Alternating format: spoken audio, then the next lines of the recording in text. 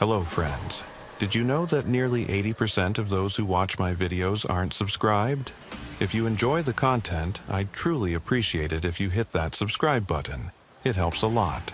Also, don't forget to leave a like and share your thoughts in the comments. Your interaction not only supports the channel's growth, but also helps these stories reach more people. Thank you all for being here. By the way, where are you watching from? Let me know in the comments.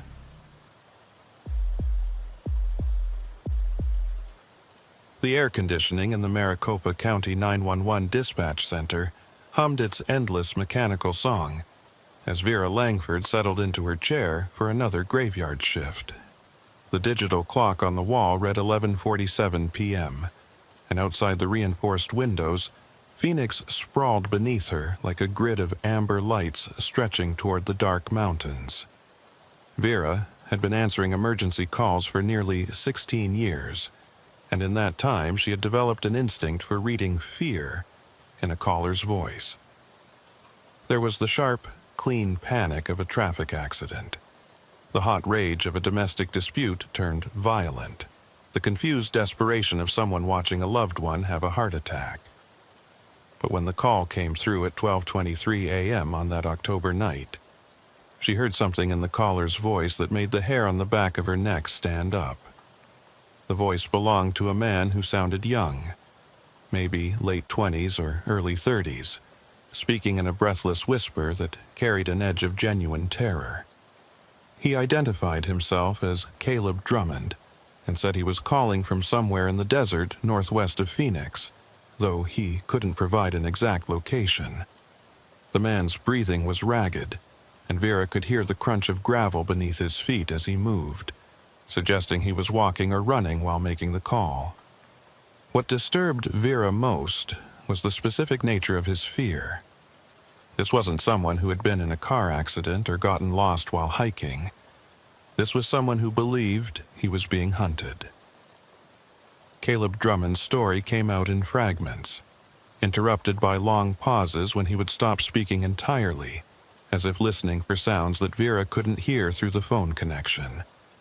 He claimed he had been driving home from Prescott to Phoenix on Highway 60 when he had stopped to help what appeared to be a stranded motorist on a desolate stretch of road about 40 miles northwest of the city. The stranded vehicle had been a dark sedan with its hazard lights flashing, positioned on the shoulder near mile marker 127, and a figure had been standing beside it, waving for assistance. Drummond said he had pulled over because it was the right thing to do, because the desert at night could be deadly for someone stranded without water or working transportation. But when Drummond had approached the vehicle, he realized something was wrong. The sedan's engine was running, its headlights were on, and there was no visible damage or mechanical problem that would explain why someone would need roadside assistance. The figure who had been waving for help, a man wearing dark clothing and a baseball cap pulled low over his face, had not acted like someone grateful for assistance. Instead, the man had moved toward Drummond with a deliberate, purposeful stride that suggested aggression rather than relief. Drummond had noticed that the man's hands were concealed, possibly holding something, and his posture was that of someone preparing for confrontation rather than conversation. Drummond's survival instincts had kicked in immediately, honed by 2 tours in Afghanistan as an Army infantryman before his honorable discharge 3 years earlier. He had recognized the setup as an ambush, the kind of tactic used by insurgents to lure convoys into kill zones, and he had reacted with the speed and decisiveness that had kept him alive in Helmand Province. Without saying a word to the man approaching him, Drummond had turned and sprinted back to his truck, a 10-year-old Ford F-150 that he had left running with the keys in the ignition. He had thrown himself into the driver's seat and accelerated hard, his tires spitting gravel as he pulled back onto the highway, not bothering to close his door until he was already moving. Through his rearview mirror, Drummond had seen the man run back to the sedan and jump inside, and within seconds the vehicle had pulled onto the highway behind him, accelerating rapidly to close the distance.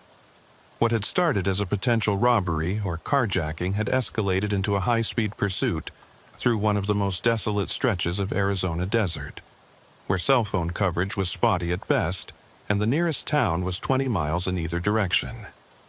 Drummond had pushed his truck to its limits, the engine roaring as he navigated the twisting highway at speeds approaching 90 miles per hour. But the sedan had stayed with him, sometimes pulling alongside as if trying to force him off the road. The pursuit had continued for nearly 15 minutes, with Drummond desperately searching for any sign of civilization or law enforcement presence. He had tried multiple times to call 911, but his phone had shown no signal for the first several attempts, the towers in this remote area too few and far between to provide consistent coverage. When he had finally gotten a signal and the call had connected to Vera's dispatch center, Drummond had veered off the highway onto a dirt access road that led into the open desert, hoping to lose his pursuer in the network of unmarked trails that crisscrossed the Bureau of Land Management property. Now, Drummond told Vera, he was somewhere in the desert, his truck abandoned about a mile back after it had become stuck in soft sand. He was on foot, hiding among the rock formations and desert vegetation, while somewhere behind him he could hear the sedan's engine as it searched the area. The man driving the sedan had not given up, had not returned to the highway, but was instead methodically working through the trails and washes, apparently determined to find Drummond, regardless of how long it took or how far into the desert the pursuit led. Vera's training and experience told her that this was not a typical call, not a stranded motorist or someone lost while hiking who needed directions back to civilization. This was a person in genuine danger, someone being actively hunted by an assailant who had gone to extraordinary lengths to trap and pursue them. She immediately began the process of locating Drummond's position using the cell phone ping data, coordinating with the technical team to triangulate his signal and provide responding officers with coordinates.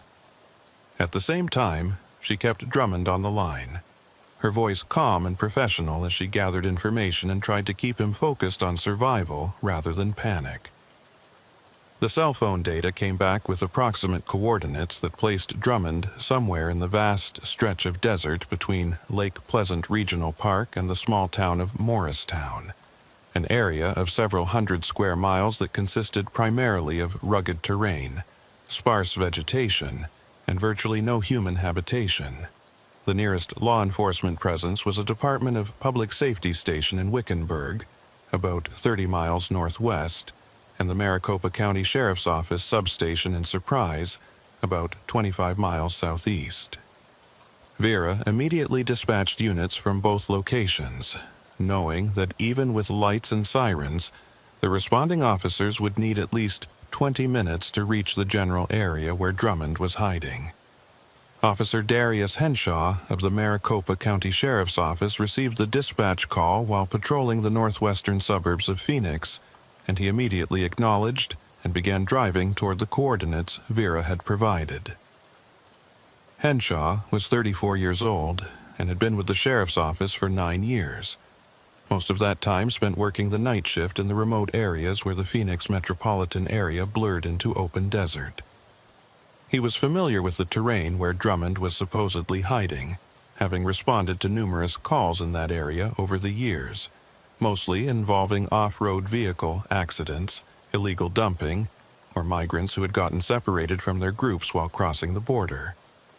As Henshaw drove northwest on Highway 60, his patrol vehicle's engine straining as he maintained speeds well above the posted limit, he maintained radio contact with Vera, who was still on the phone with Drummond. The situation was evolving rapidly, with Drummond reporting that he could hear the sedan getting closer, its engine echoing off the rock formations as it worked through the maze of trails. Drummond had found a defensive position among a cluster of large boulders, where he had a clear view of the approaches and could potentially defend himself if the confrontation became physical. He had told Vera that he was unarmed, having left his pistol in his truck when he abandoned it, but he had found a heavy rock that he could use as a weapon if necessary. Vera could hear the stress in Drummond's voice escalating as the sounds of the pursuing vehicle grew louder and more distinct. He described seeing headlights sweeping across the desert about 200 yards from his position, methodically searching the area with the patience and thoroughness of someone who knew their quarry was nearby and had nowhere to go. The driver was not rushing, was not acting impulsively, but was instead conducting a systematic search that suggested military or law enforcement training. Someone who understood how to track and corner prey in open terrain. Henshaw was still 15 minutes out when Drummond's situation deteriorated further. The sedan had apparently found Drummond's abandoned truck and had stopped beside it, the driver getting out to examine the vehicle.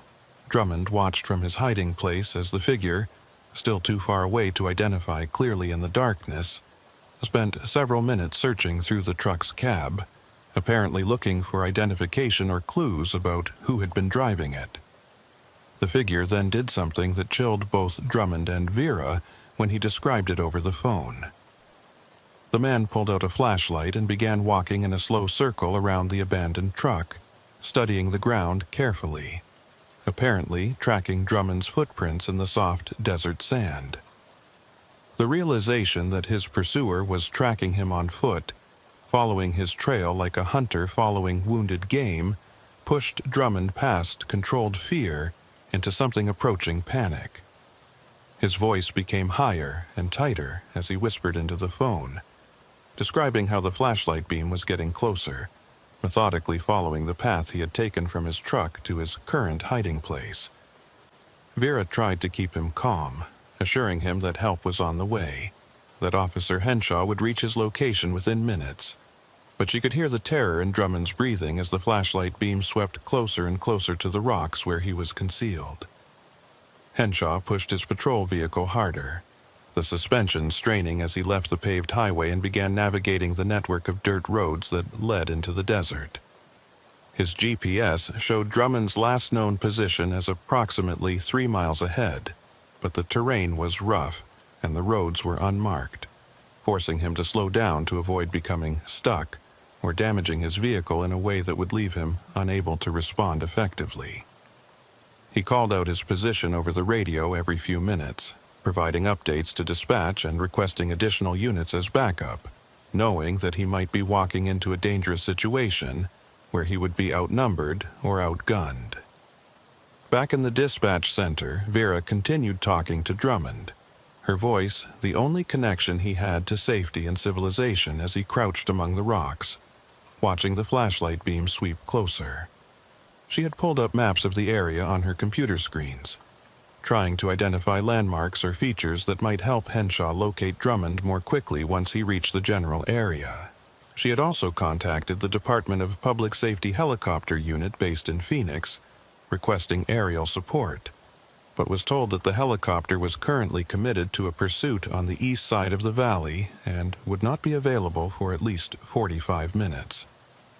The critical moment came when Drummond suddenly stopped responding to Vera's questions, his voice cutting off mid-sentence. She could still hear the connection was active, could hear the sound of breathing and the faint scrape of fabric against rock. But Drummond had gone completely silent. Several long seconds passed, seconds that felt like hours, as Vera stared at her computer screen and willed Henshaw to drive faster, to somehow cover the remaining distance in impossible time. Then she heard something through the phone connection that made her blood run cold. A voice that was not Drummond's, a calm, measured voice that said just 3 words that would haunt her for years to come.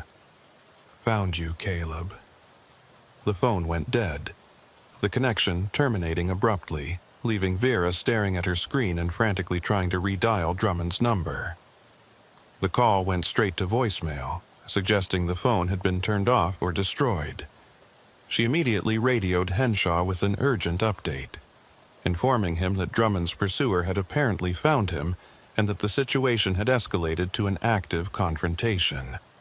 Henshaw acknowledged and pushed his vehicle even harder, abandoning any pretense of caution as he raced toward the coordinates where Drummond had made his last call.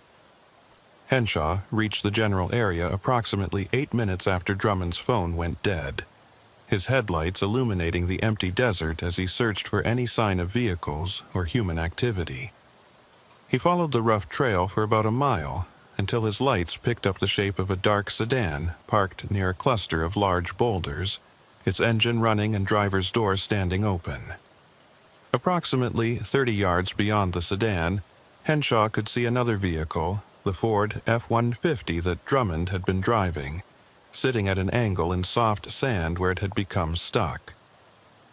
Henshaw parked his patrol vehicle at a tactical distance from the two civilian vehicles, positioning it to provide cover if needed and to keep his lights illuminating the scene.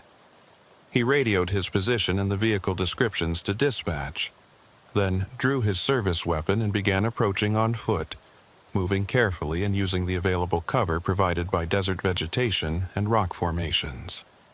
The scene was eerily quiet, with no sounds of struggle or voices, just the steady rumble of the sedan's engine and the whisper of wind moving through the creosote bushes.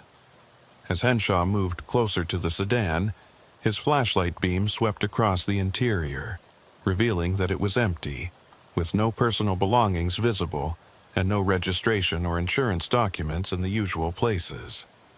The vehicle appeared to be a rental, or possibly stolen, with temporary tags and none of the accumulated clutter that typically filled a car that someone actually lived with and used daily.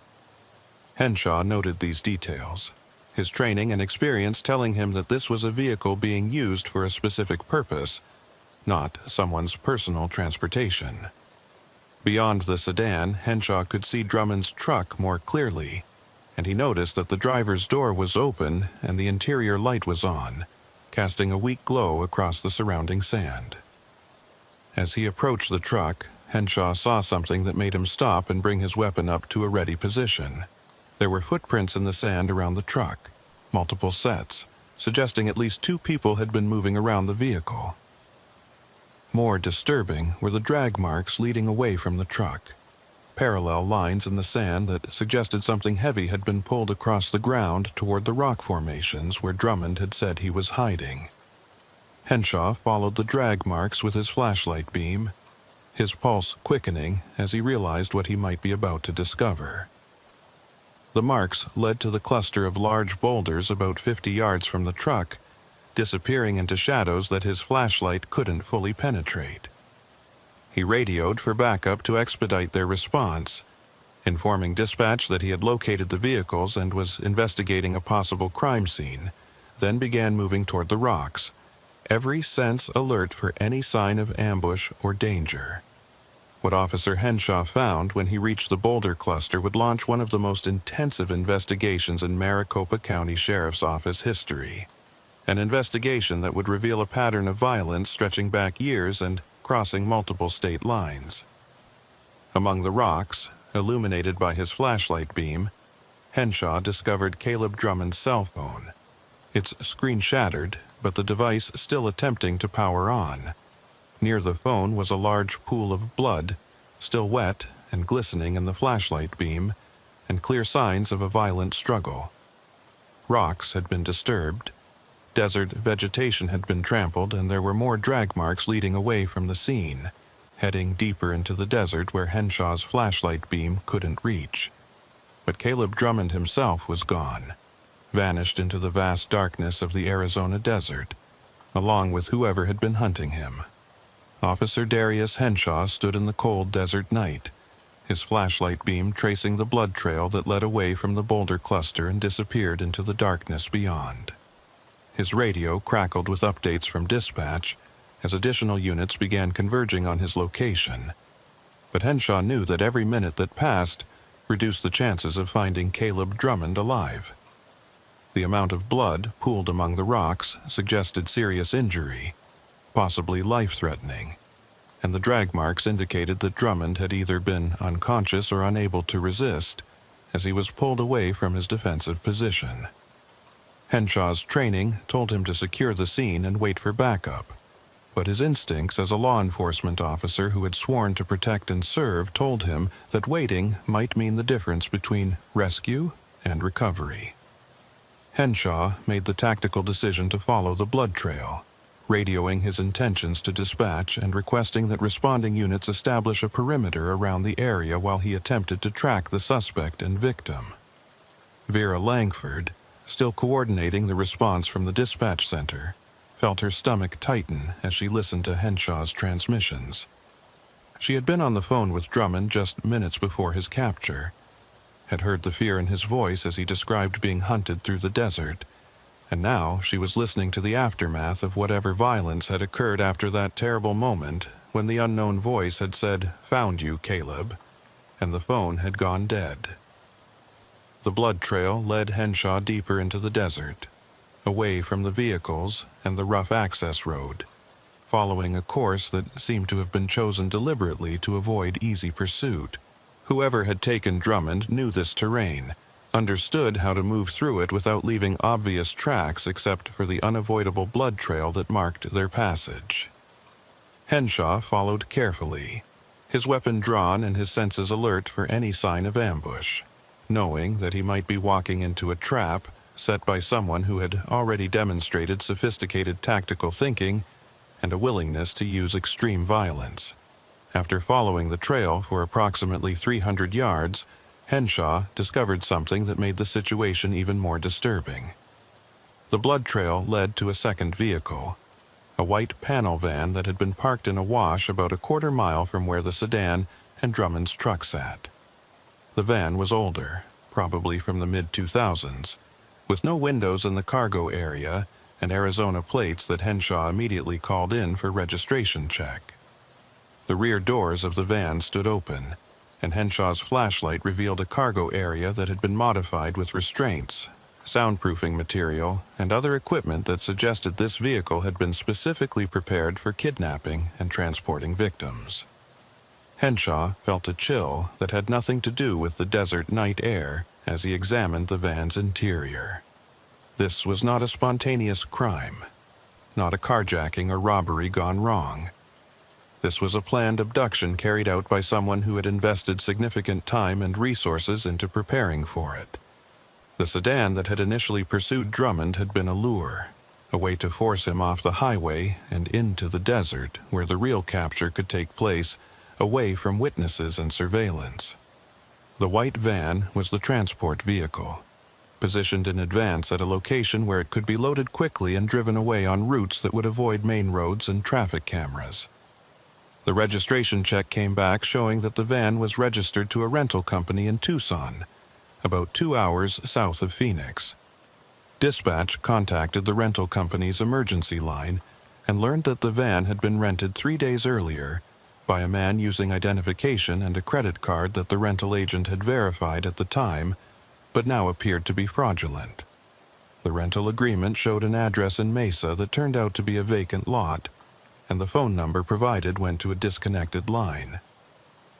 Whoever had rented the van had used a sophisticated false identity, complete with apparently valid documents that would pass casual inspection. But the van was empty, its engine cold, suggesting that it had been sitting in this location for some time. Henshaw expanded his search pattern, looking for any sign of where the suspect might have taken Drummond after reaching the van. He found tire tracks leading out of the wash and onto a rough trail that headed northwest, deeper into the Bureau of Land Management territory where dozens of unmarked tracks crisscrossed the landscape. The suspect had taken Drummond in a different vehicle, leaving both the sedan and the van behind, presumably because he knew they could be traced and wanted to switch to a clean vehicle before continuing to whatever destination he had planned. Additional sheriff's office units began arriving at the scene, along with a Department of Public Safety helicopter that had finally become available after completing its previous assignment. The helicopter's thermal imaging equipment was deployed to search the surrounding desert for any sign of Drummond or his abductor, while ground units began processing the 3 abandoned vehicles for evidence. Crime scene technicians documented the blood evidence, collected samples for DNA analysis, and began the meticulous process of searching for fingerprints, trace evidence, and any clue that might identify the person responsible for Drummond's abduction. Back at the dispatch center, Vera Langford had been relieved from her position on the radio by a supervisor, but she remained at her console, unable to leave, while the search for Caleb Drummond continued.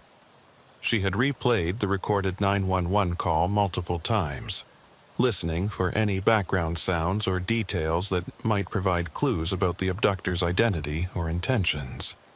The voice that had said, "Found you, Caleb," haunted her. Its calm, almost professional tone suggesting someone who was comfortable with violence and completely in control of the situation. Detective Sarah Kovacs of the Maricopa County Sheriff's Office arrived at the scene just after 3 a.m., having been called in from home to lead the investigation. Kovacs was a 15-year veteran of the Sheriff's Office with extensive experience in violent crimes and missing persons cases, and she immediately recognized that this case had characteristics that set it apart from typical abductions. The level of planning, the use of multiple vehicles, the careful selection of a remote location, and the apparent tracking skills demonstrated by the abductor all suggested someone with specialized training and experience, possibly military or law enforcement background. Kovacs established a command post near the vehicle cluster and began coordinating the various elements of the investigation. She had Officer Henshaw walk her through his response and the evidence he had discovered, taking detailed notes and asking questions that helped her develop an initial profile of the suspect. The use of the sedan as a lure vehicle, the positioning of the van as a secondary transport, and the apparent escape in a third vehicle that all indicated sophisticated operational planning that went beyond what typical criminals employed. This was someone who thought strategically, who anticipated law enforcement response, and who had prepared multiple contingencies to avoid capture. The helicopter's thermal imaging sweep of the surrounding desert proved fruitless, showing no heat signatures that might indicate a person or vehicle in the immediate area. The suspect had apparently moved quickly after loading Drummond into whatever vehicle he had used for the final stage of the abduction, getting far enough away that the helicopter's sensors could not detect him within the search parameters. Kovacs expanded the search area and requested additional helicopters and search teams, but she knew that with every passing hour, the suspect could be getting farther away, potentially crossing into another county or even another state. As dawn began to break over the desert, painting the rock formations in shades of orange and pink, crime scene technicians made several discoveries that would prove crucial to the investigation. Inside the white van, hidden beneath the soundproofing material, they found a small notebook containing handwritten notes and observations. The notebook appeared to be a surveillance log, documenting Caleb Drummond's movements and routines over a period of several weeks. The entries showed that someone had been watching Drummond's home in Phoenix, had followed him to work, and had noted his habits, including his weekly trips to visit friends in Prescott. The level of detail in the surveillance log was chilling, showing that the abductor had invested significant time in learning everything about Drummond's life. The notebook included notes about what time Drummond typically left for work, what route he took, where he stopped for coffee, and even personal details about his relationships and daily activities. Most disturbing were several entries that discussed potential locations for acquisition, with the remote stretch of Highway 60 ultimately selected as the optimal site based on factors including low traffic volume, limited cell phone coverage, and easy access to the desert where a pursuit could be conducted away from witnesses. Detective Kovacs photographed every page of the notebook and immediately began working to understand why Caleb Drummond had been targeted for what appeared to be a carefully planned abduction. She contacted Drummond's emergency contacts, provided by Vera, from the information he had given during the 911 call, and learned that he was a 29-year-old military veteran who worked as the equipment operator for a construction company. He lived alone in a modest apartment in Phoenix, had no known enemies, and according to friends and co-workers was a quiet, responsible person who kept mostly to himself since returning from military service. The military connection immediately caught Kovac's attention, and she requested Drummond's service records through official channels. While waiting for that information, she contacted the FBI's Phoenix field office to request assistance. Recognizing that this case might involve interstate activity and possibly federal crimes, including kidnapping and use of interstate commerce to facilitate violent felonies. The FBI agent who responded to the scene was Special Agent Marcus Bellamy, a specialist in violent crimes who had worked numerous kidnapping cases throughout the Southwest. Bellamy reviewed the evidence that had been collected and immediately recognized patterns that concerned him. The sophisticated surveillance, the use of multiple vehicles and false identities, and the careful selection of the abduction location all suggested that this might not be an isolated incident. Bellamy had worked cases involving professional criminals who specialized in targeted abductions, sometimes for ransom, but more often for purposes related to organized crime, human trafficking, or personal vendettas. He suggested that Kovacs expand the investigation to look for similar unsolved cases in Arizona and surrounding states. Cases involving military veterans who had disappeared under suspicious circumstances. While Bellamy coordinated with his FBI colleagues to search federal databases for similar cases, Kovacs focused on the physical evidence from the scene. The blood evidence was being processed on a priority basis, with preliminary results expected within hours rather than the usual days or weeks. The amount of blood found at the boulder cluster suggested that Drummond had sustained a significant injury, but medical examiners consulting on the case believed it was not immediately fatal. The blood pattern and volume were consistent with a head wound or severe laceration rather than a gunshot or stabbing to vital organs, meaning there was still hope that Drummond might be alive. The sedan used in the initial pursuit was registered to a rental company at Phoenix Sky Harbor Airport, rented 2 days before the abduction using yet another false identity. Surveillance footage from the airport rental counter showed a man in his 40s wearing a baseball cap and sunglasses, his features deliberately obscured in a way that made positive identification difficult.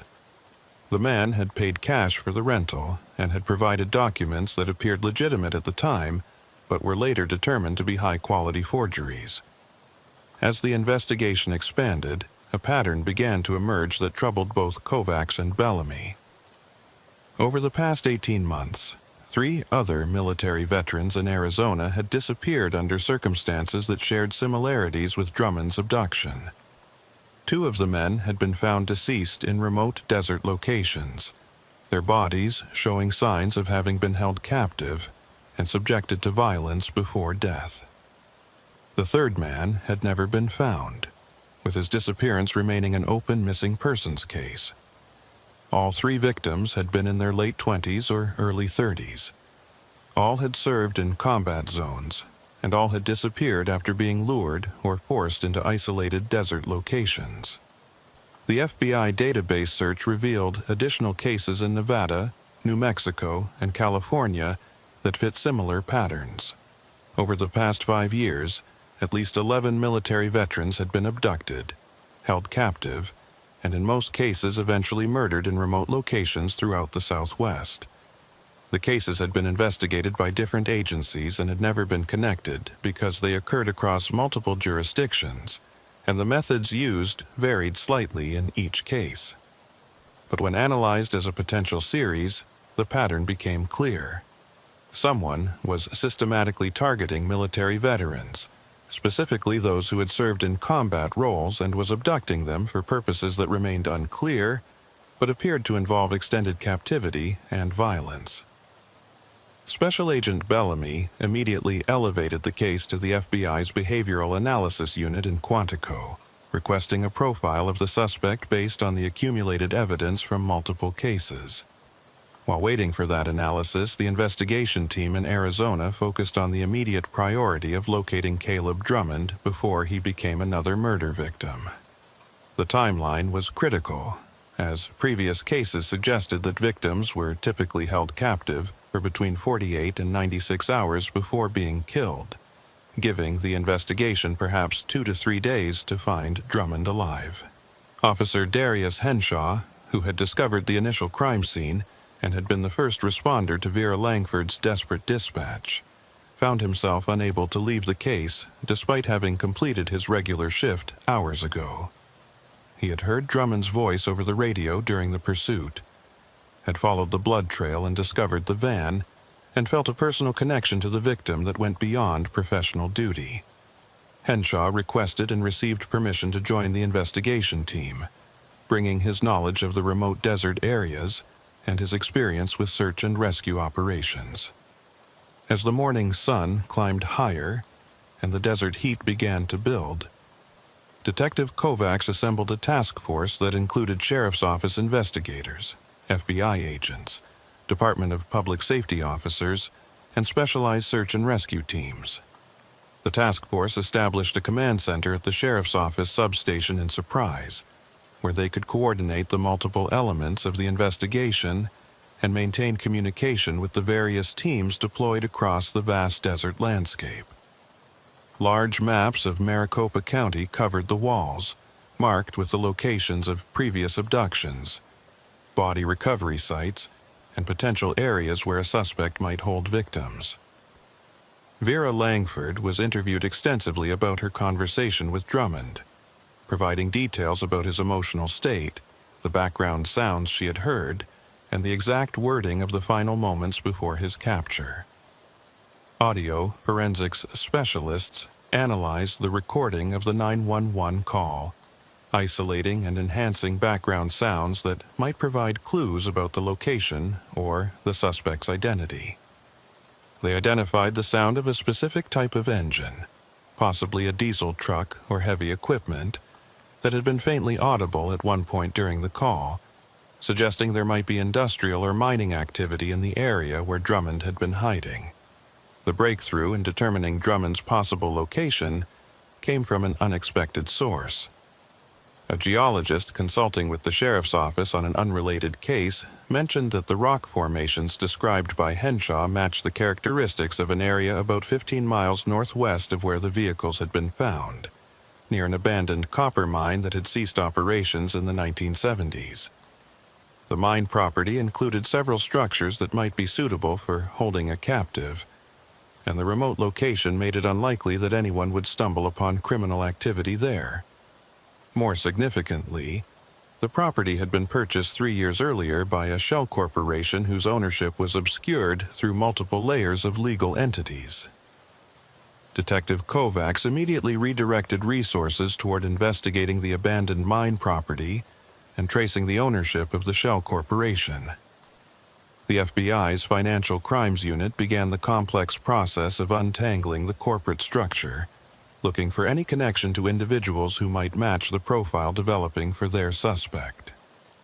Meanwhile, the sheriff's office deployed surveillance teams to observe the mine property from a distance, looking for any sign of activity or vehicles that might indicate the location was being used for the kidnappings.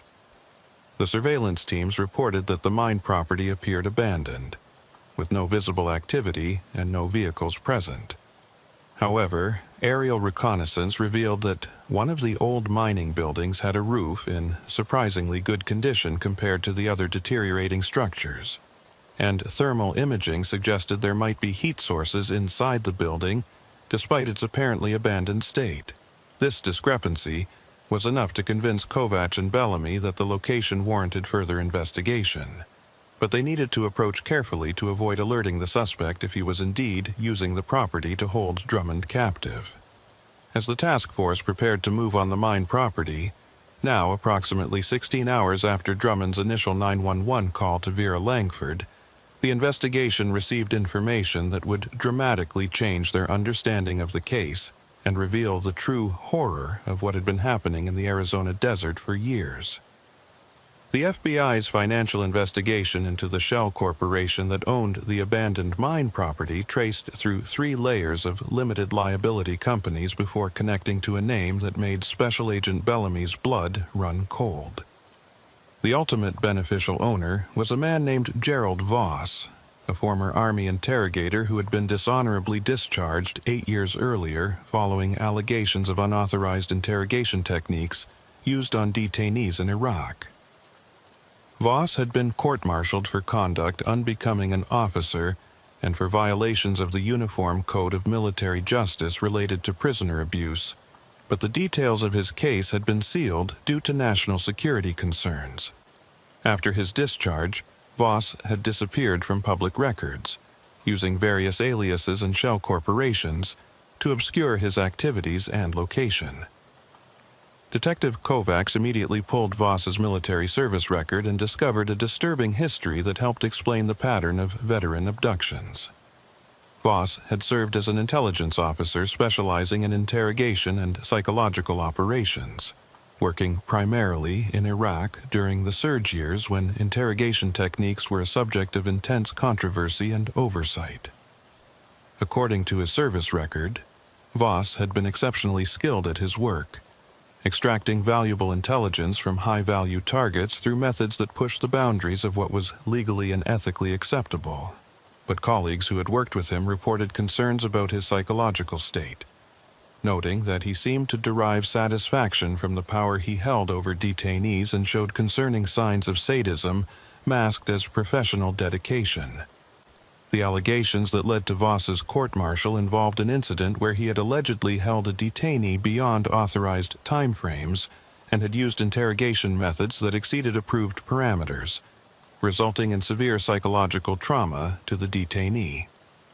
During the investigation, military psychologists who evaluated Voss concluded that he exhibited traits consistent with antisocial personality disorder and sadistic personality features, finding satisfaction in the suffering of others and viewing human beings as objects to be manipulated rather than individuals deserving of dignity and rights.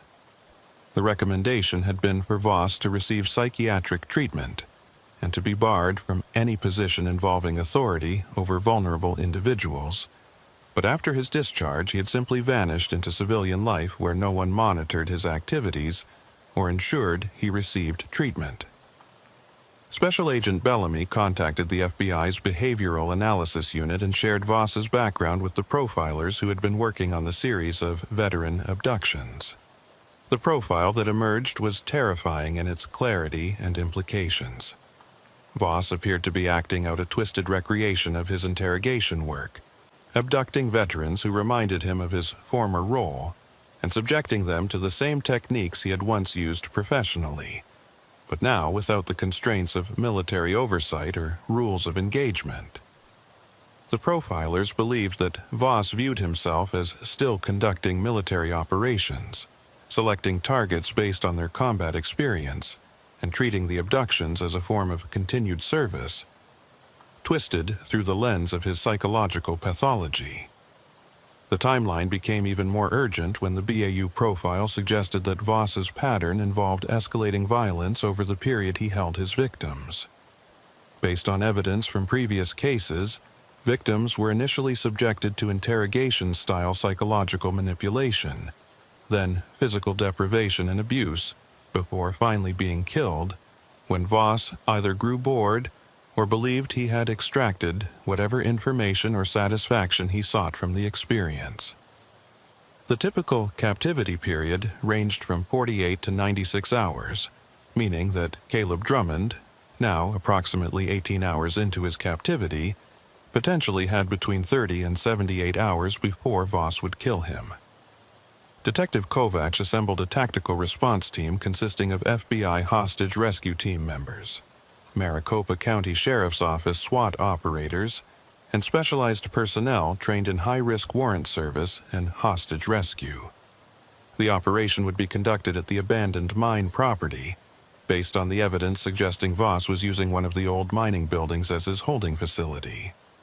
The tactical plan called for a coordinated approach using multiple entry teams, aerial support from the helicopter equipped with thermal imaging, and perimeter containment to prevent Voss from escaping if he detected the approaching teams. Officer Darius Henshaw was assigned to the outer perimeter team, responsible for blocking potential escape routes and preventing Voss from fleeing into the surrounding desert. Although Henshaw wanted to be part of the entry team that would directly rescue Drummond, He understood that the FBI hostage rescue team had specialized training and equipment for such operations, and that the best way he could contribute was to ensure Voss had no avenue of escape once the operation began. Henshaw positioned himself along a rough trail that provided vehicle access to the mine property from the northwest, a route that surveillance suggested might be Voss's primary entrance and exit point. As the tactical teams staged several miles from the target location, conducting final equipment checks and reviewing the operational plan, Vera Langford sat in the dispatch center watching the operation unfold on computer screens linked to the command post.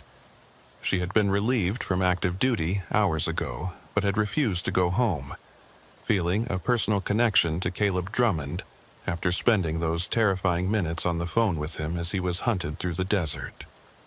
Vera watched the small icons representing each tactical element move across the digital map, converging on the abandoned mine property, and she found herself silently praying for Drummond's survival and for the safety of the officers moving into what could become a deadly confrontation.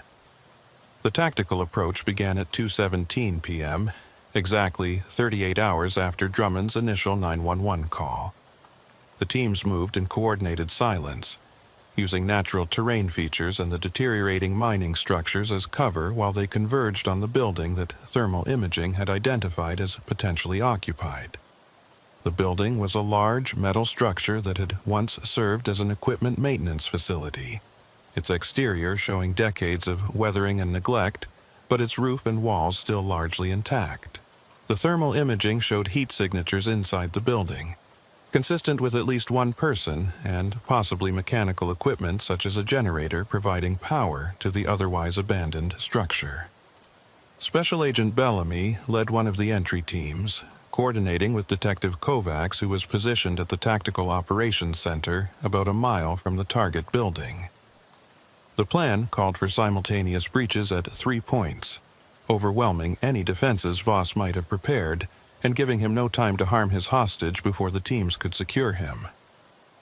The FBI's negotiator was standing by with communications equipment, prepared to attempt dialogue with Voss if he detected the approach and barricaded himself with Drummond as a hostage. But the preference was for a rapid, decisive entry that would give Voss no opportunity to react. As the entry teams reached their final positions, preparing for the coordinated breach, Officer Henshaw observed a development that would prove crucial to the operation's success. A vehicle approached along the northwest trail, a dark blue pickup truck moving at moderate speed toward the mine property. Henshaw immediately radioed the observation to the Tactical Operations Center, providing a description of the vehicle and its direction of travel. Detective Kovacs made the rapid decision to intercept the vehicle before it could reach the mine buildings, recognizing that if this was Voss returning to the property, they could potentially capture him away from wherever he was holding Drummond, eliminating the risk of a hostage situation. Henshaw was authorized to conduct a high-risk traffic stop, positioning his patrol vehicle to block the trail and coordinating with 2 other perimeter units that rapidly converged on his location. As the dark blue pickup truck came around a bend in the trail and saw Henshaw's patrol vehicle blocking the path ahead, the driver immediately recognized the law enforcement presence and attempted to reverse direction. But the terrain and the narrow trail made rapid maneuvering difficult, and within seconds the other perimeter units had blocked the retreat route, trapping the pickup truck between multiple police vehicles with nowhere to go. The driver of the pickup truck was indeed Gerald Voss, a 46-year-old man with military bearing despite years removed from service, wearing outdoor clothing and sunglasses that gave him the appearance of someone engaged in legitimate recreational activity in the desert. Voss initially attempted to maintain a facade of innocent confusion, asking what the problem was and claiming he was simply exploring old mining properties as a hobby. But when officers approached his vehicle with weapons drawn and ordered him to exit with his hands visible, Voss's demeanor changed dramatically. His expression shifted from feigned confusion to cold calculation, as he assessed the situation and apparently recognized that he was surrounded and had no viable escape route. The arrest of Gerald Voss was conducted with extreme caution, with officers treating him as an armed and highly dangerous suspect despite his outward compliance. Voss was ordered to lie prone on the ground and was handcuffed using techniques designed to prevent escape or violent resistance. A search of his person revealed no weapons, but officers found a small notebook similar to the surveillance log discovered in the white van, containing entries that appeared to document his activities with Caleb Drummond over the past hours. The entries were clinical and detached, describing interrogation techniques applied and psychological responses observed, written in the professional jargon of military intelligence reports as if Voss was still conducting official operations rather than committing brutal crimes. With Voss in custody and unable to warn any potential accomplices or trigger any contingency plans he might have prepared, Detective Kovacs authorized the entry teams to breach the metal building at the mine property. The three teams moved simultaneously, using explosive breaching charges to blow open locked doors and create multiple entry points. The coordinated breach was executed with precision, with FBI hostage rescue team members flooding into the building from 3 directions, their weapons and flashlights sweeping the interior as they searched for Drummond and cleared potential threats. What the entry teams found inside the metal building would provide crucial evidence for the prosecution of Gerald Voss, while simultaneously revealing the full horror of what he had been doing to his victims. The interior of the building had been extensively modified, transformed from an abandoned equipment maintenance facility into what could only be described as a torture chamber disguised as a military interrogation facility. One section of the building contained a makeshift cell with reinforced walls and a heavy door designed to hold captives securely while preventing their screams from being heard outside. Another section had been set up as an interrogation room, complete with a metal chair bolted to the floor, bright lights positioned to disorient and exhaust subjects, and audio equipment for recording sessions. The entry team found Caleb Drummond in the cell, alive but in severe distress. He had been restrained with military-style zip ties, had sustained injuries consistent with physical assault, and showed signs of sleep deprivation and psychological trauma. Medical personnel who rushed into the building immediately after it was secured determined that Drummond's injuries, while serious, were not life-threatening. The head wound that had produced the blood trail at the initial capture site had been treated with basic first aid, suggesting that Voss wanted to keep his victims alive and conscious for extended periods, rather than allowing them to die quickly from their injuries. Drummond was carefully extracted from the building and transported by helicopter to a trauma center in Phoenix, where he would receive comprehensive medical treatment and begin the long process of psychological recovery. Before being sedated for transport, Drummond managed to communicate with Officer Henshaw, who had arrived at the building shortly after the successful breach. Drummond recognized Henshaw's voice from the radio traffic during the rescue operation and specifically asked to thank the dispatcher who had stayed on the phone with him during his desperate flight through the desert. Henshaw promised to convey Drummond's gratitude to Vera Langford, whose calm professionalism and determination to help him had provided his only connection to hope during those terrifying minutes. The forensic processing of Voss's torture facility would take days and would ultimately provide evidence linking him to at least 11 murders across 5 states. Investigators found meticulously organized files containing photographs, audio recordings, and written documentation of each victim's captivity and the interrogation techniques Voss had employed. The files were organized with military precision. Each victim assigned a case number and dossier that included background information Voss had gathered during his surveillance phase, notes on interrogation sessions, and his clinical observations about each victim's psychological breaking point. The level of documentation suggested that Voss viewed himself as conducting legitimate research or operations, maintaining records with the same attention to detail he would have applied to authorized military intelligence work. Most disturbing were the audio recordings, which captured Voss's voice conducting interrogations that served no purpose except to satisfy his sadistic desires. The recordings showed that Voss would question his victims about their military service, their combat experiences, and their psychological vulnerabilities, then would use that information to construct scenarios designed to maximize their fear and helplessness. He would sometimes pretend to be conducting official military business, claiming that his victims were being detained as part of legitimate national security operations, using his knowledge of military procedures to make the deception more believable and to exploit his victims' training to obey orders and cooperate with superior officers. Detective Kovacs and Special Agent Bellamy conducted the initial interrogation of Gerald Voss at the FBI's Phoenix field office, with Voss having been advised of his rights and provided with legal counsel. Voss initially refused to speak without his attorney present, but his attorney, after reviewing the overwhelming evidence that had been collected, advised him that cooperation might be his only opportunity to avoid the death penalty that federal prosecutors were certain to seek. Voss eventually agreed to provide a statement, though his words would provide little comfort to the families of his victims and would reveal a mind so twisted by pathology that rehabilitation seemed impossible. In his statement, Voss claimed that he had been conducting important psychological research that would benefit military interrogation training and national security. He argued that his victims had volunteered for service in the military and therefore had accepted the risk of being used for training purposes, a rationalization so disconnected from reality that even his own attorney appeared disturbed by the explanation. Voss showed no remorse for his actions, instead expressing frustration that his work had been interrupted before he could complete what he described as a comprehensive study of psychological breaking points under various interrogation scenarios. Psychological evaluations conducted on Voss confirmed what his military service record had suggested years earlier.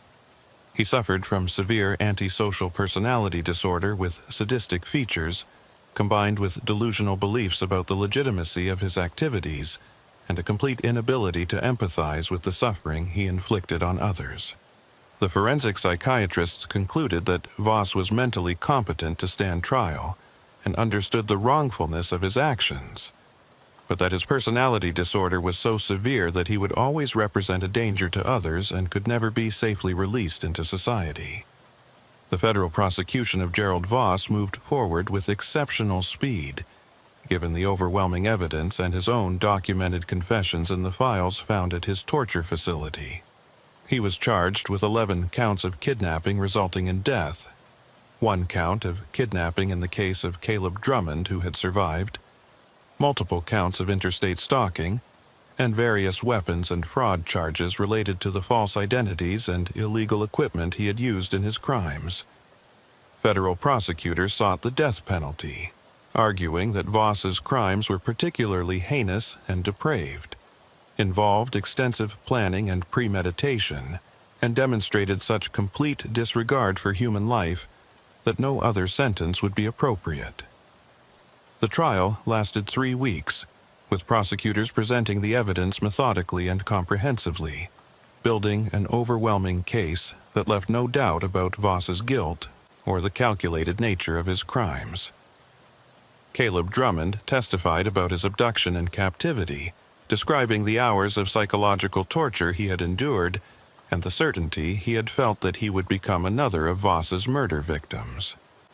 Drummond's testimony was powerful and emotional, providing the jury with a direct window into the experience of being Voss's captive and the lasting trauma that would affect him for the rest of his life.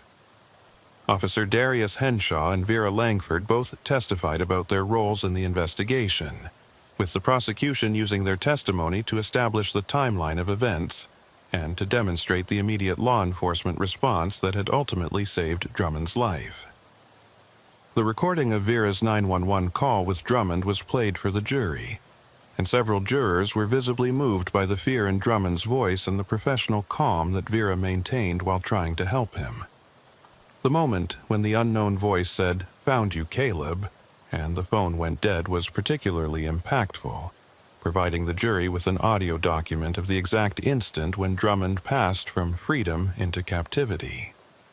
The defense attempted to argue that Voss's mental illness diminished his culpability and that he deserved treatment rather than execution, but the prosecution's psychiatric experts testified that, while Voss certainly suffered from severe personality disorder, he was not insane in the legal sense and had demonstrated clear understanding of right and wrong through his elaborate efforts to avoid detection.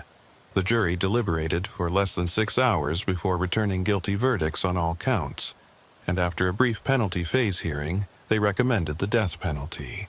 The judge sentenced Gerald Voss to death by lethal injection, along with multiple life sentences without possibility of parole on the kidnapping and related charges. In his sentencing remarks, the judge noted that Voss's crimes represented a profound betrayal of the military values of honor and service, and that his deliberate targeting of veterans who had served their country with distinction was an aggravating factor that justified the maximum penalty. Voss was transferred to federal death row at the United States Penitentiary in Terre Haute, Indiana, where he would spend years exhausting his appeals before ultimately facing execution. For Caleb Drummond, the end of the trial marked the beginning of a different kind of struggle. The long process of recovering from psychological trauma and rebuilding a life that had been shattered by his encounter with Gerald Voss. Drummond received extensive counseling through Veterans Affairs programs, and eventually became an advocate for military veterans suffering from PTSD and other service-related psychological conditions.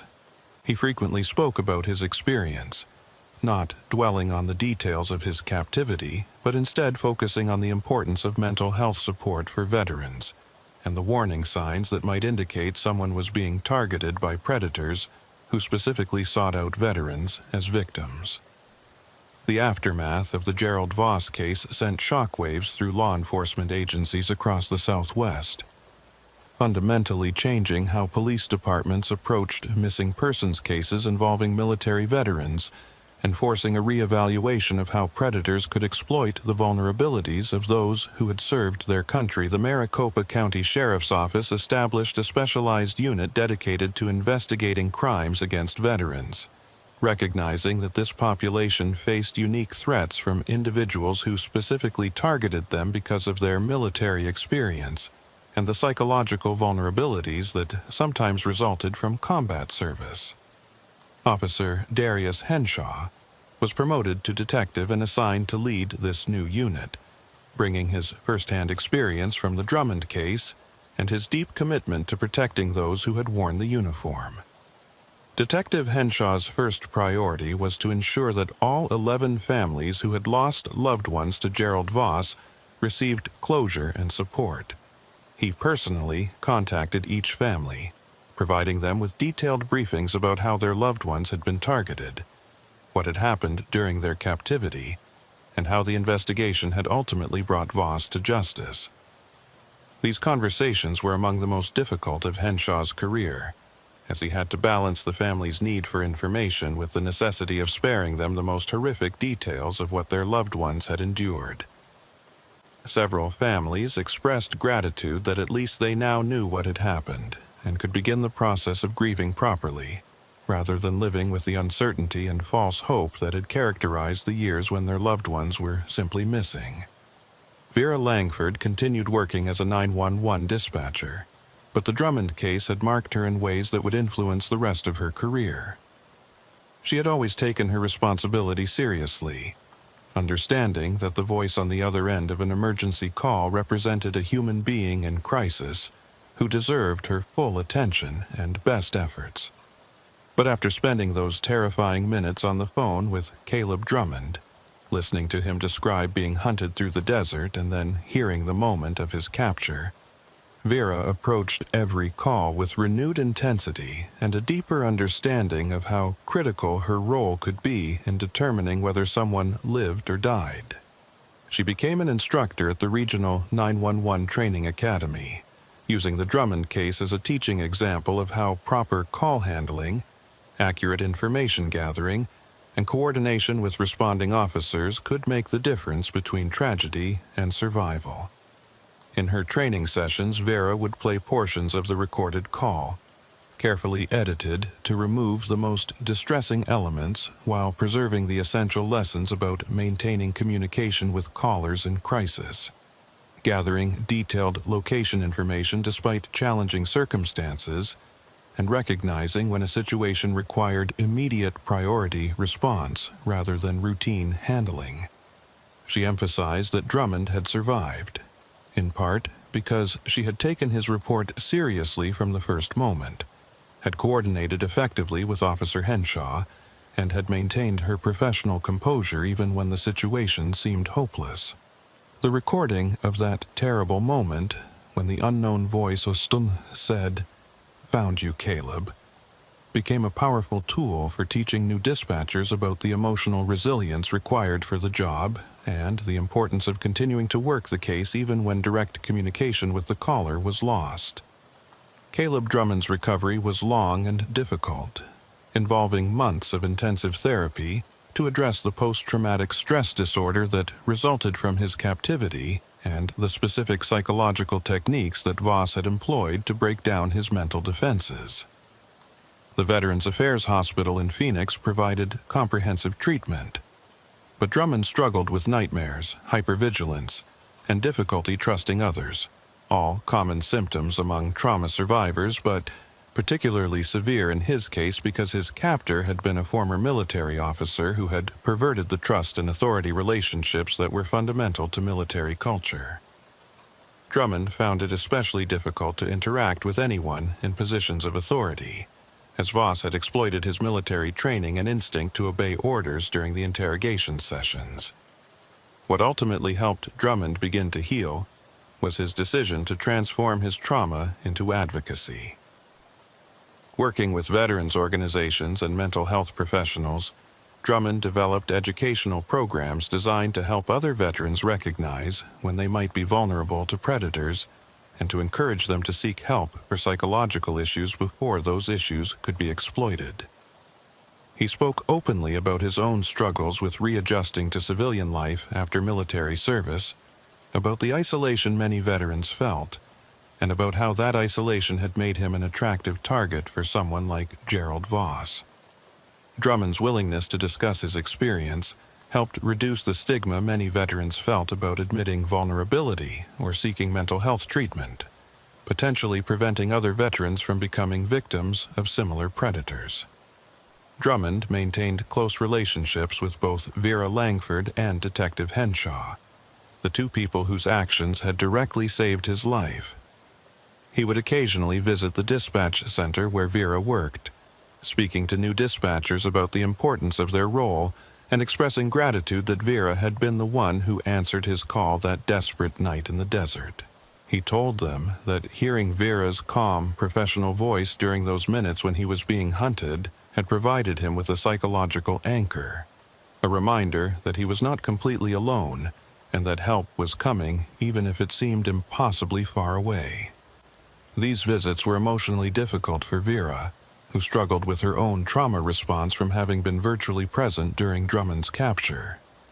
But she found meaning in knowing that her work had genuinely mattered in the most literal sense possible. Detective Henshaw and Drummond developed a friendship that went beyond the professional relationship between investigator and victim. They would occasionally meet for coffee, conversations that ranged from discussing the challenges of dealing with trauma to sharing experiences from their respective military service. Henshaw had served 4 years in the Marine Corps before joining the sheriff's office, and he understood the unique perspective that military experience brought to civilian life. These conversations helped both men process their experiences with the Voss case, Drummond from the perspective of having survived it, and Henshaw from the perspective of having been responsible for the investigation that brought it to resolution. The broader law enforcement community drew numerous lessons from the Voss case, implementing changes that would affect how agencies throughout the country approached similar investigations. The FBI established a national database specifically tracking crimes against military veterans, recognizing that predators like Voss often operated across multiple jurisdictions, and that patterns might only become visible when cases were analyzed collectively rather than in isolation. This database helped investigators identify suspicious patterns earlier, potentially preventing additional victims by allowing law enforcement to recognize serial predators before they could claim multiple lives. The case also led to enhanced cooperation between the Department of Veterans Affairs and law enforcement agencies, with protocols established for sharing information when veterans went missing or were believed to be at risk. The VA began training its counselors and caseworkers to recognize warning signs that might indicate a veteran was being stalked or targeted, and procedures were implemented for immediately reporting such concerns to appropriate law enforcement agencies. These changes were directly inspired by the Voss investigation's revelation that several of his victims had been receiving VA services and might have been identified as vulnerable if proper information-sharing mechanisms had existed. Special Agent Marcus Bellamy of the FBI continued working violent crimes cases throughout the Southwest, but the Voss investigation remained one of the most significant cases of his career. The multi-jurisdictional cooperation that had been necessary to solve the case became a model for how federal and local agencies could work together effectively on complex serial crimes.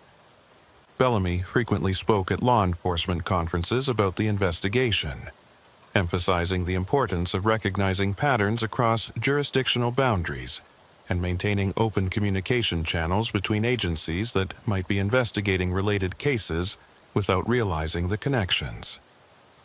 Detective Sarah Kovacs, who had led the investigative task force that ultimately rescued Drummond and arrested Voss, was promoted to lieutenant and given command of the Sheriff's Office Major Crimes Unit. She used her experience from the Voss case to develop new protocols for investigating cases involving potential serial offenders, emphasizing the importance of thorough evidence collection, comprehensive database searches for similar cases, and rapid coordination with federal resources when patterns suggested crimes crossing state lines. Kovacs became a recognized expert in serial crime investigation and was frequently consulted by other agencies facing complex cases that might involve offenders operating across multiple jurisdictions. The abandoned mine property where Voss had held his victims was seized by federal authorities through asset forfeiture proceedings and was eventually demolished, with the land being transferred to the Bureau of Land Management for inclusion in protected wilderness areas. Before demolition, the site was thoroughly documented by forensic investigators and became a training location where law enforcement personnel could learn proper procedures for processing complex crime scenes. The decision to demolish rather than preserve the buildings was made out of respect for the victims and their families, who expressed strong feelings that the physical location of so much suffering should not be allowed to stand as a monument to Voss's crimes. A memorial was eventually established at the Maricopa County Sheriff's Office headquarters, honoring the 11 veterans who had been murdered by Gerald Voss and recognizing the investigative work that had prevented additional victims. The memorial included photographs of each victim in their military uniforms, serving as a reminder of their service and sacrifice, both in uniform and as tragic victims of violence after their return to civilian life. Caleb Drummond attended the memorial dedication, standing alongside the families of those who had not survived, united in their shared trauma and their determination that these crimes would not be forgotten. The legal proceedings against Gerald Voss continued for years through the appeals process, as his defense attorneys raised numerous challenges to his conviction and death sentence. These appeals focused on technical legal issues rather than disputing his guilt, which was established beyond any doubt by the overwhelming evidence. Voss himself showed no remorse or acknowledgement of wrongdoing, instead using his court appearances to make rambling statements about the importance of his research and his belief that he had been conducting legitimate military operations. These statements only reinforced the correctness of the jury's verdict and the appropriateness of the death sentence, as they demonstrated that Voss remained dangerous and delusional even after years of incarceration. The psychological impact of the case extended beyond the direct participants to affect the broader veteran community throughout Arizona and the Southwest. Many veterans reported increased anxiety about their personal safety and concerns about being targeted because of their military service. Veterans organizations worked to address these fears while also using the Voss case as an opportunity to discuss the importance of maintaining social connections, seeking help for psychological issues, and being aware of potential threats. The case unfortunately confirmed what many veterans had already felt, that their service made them targets in certain circumstances, but it also demonstrated that law enforcement took crimes against veterans seriously and would dedicate significant resources to protecting them and bringing perpetrators to justice. For the civilian community, the Voss case provided disturbing insights into how predators could operate in plain sight, using false identities and carefully planned operations to commit horrific crimes while avoiding detection for years. The sophistication of Voss's operation, his use of multiple vehicles and locations, his creation of false identities, and his ability to conduct extensive surveillance without arousing suspicion, all demonstrated that modern criminals could employ tactics that made them difficult to detect and apprehend. This realization led to increased public awareness about personal security and the importance of reporting suspicious activity, even when that activity might seem innocent or explainable on its surface. The case also raised uncomfortable questions about how the military identified and managed service members who exhibited dangerous psychological traits. Voss's service record had included clear warnings about his sadistic tendencies and his inappropriate satisfaction from wielding power over vulnerable individuals. Yet, he had been allowed to continue working in positions where he had authority over detainees until the allegations became so serious that a court-martial was unavoidable. After his discharge, there had been no system for tracking him or ensuring he received treatment, allowing him to simply disappear into civilian life where his dangerous traits could manifest without any oversight or intervention.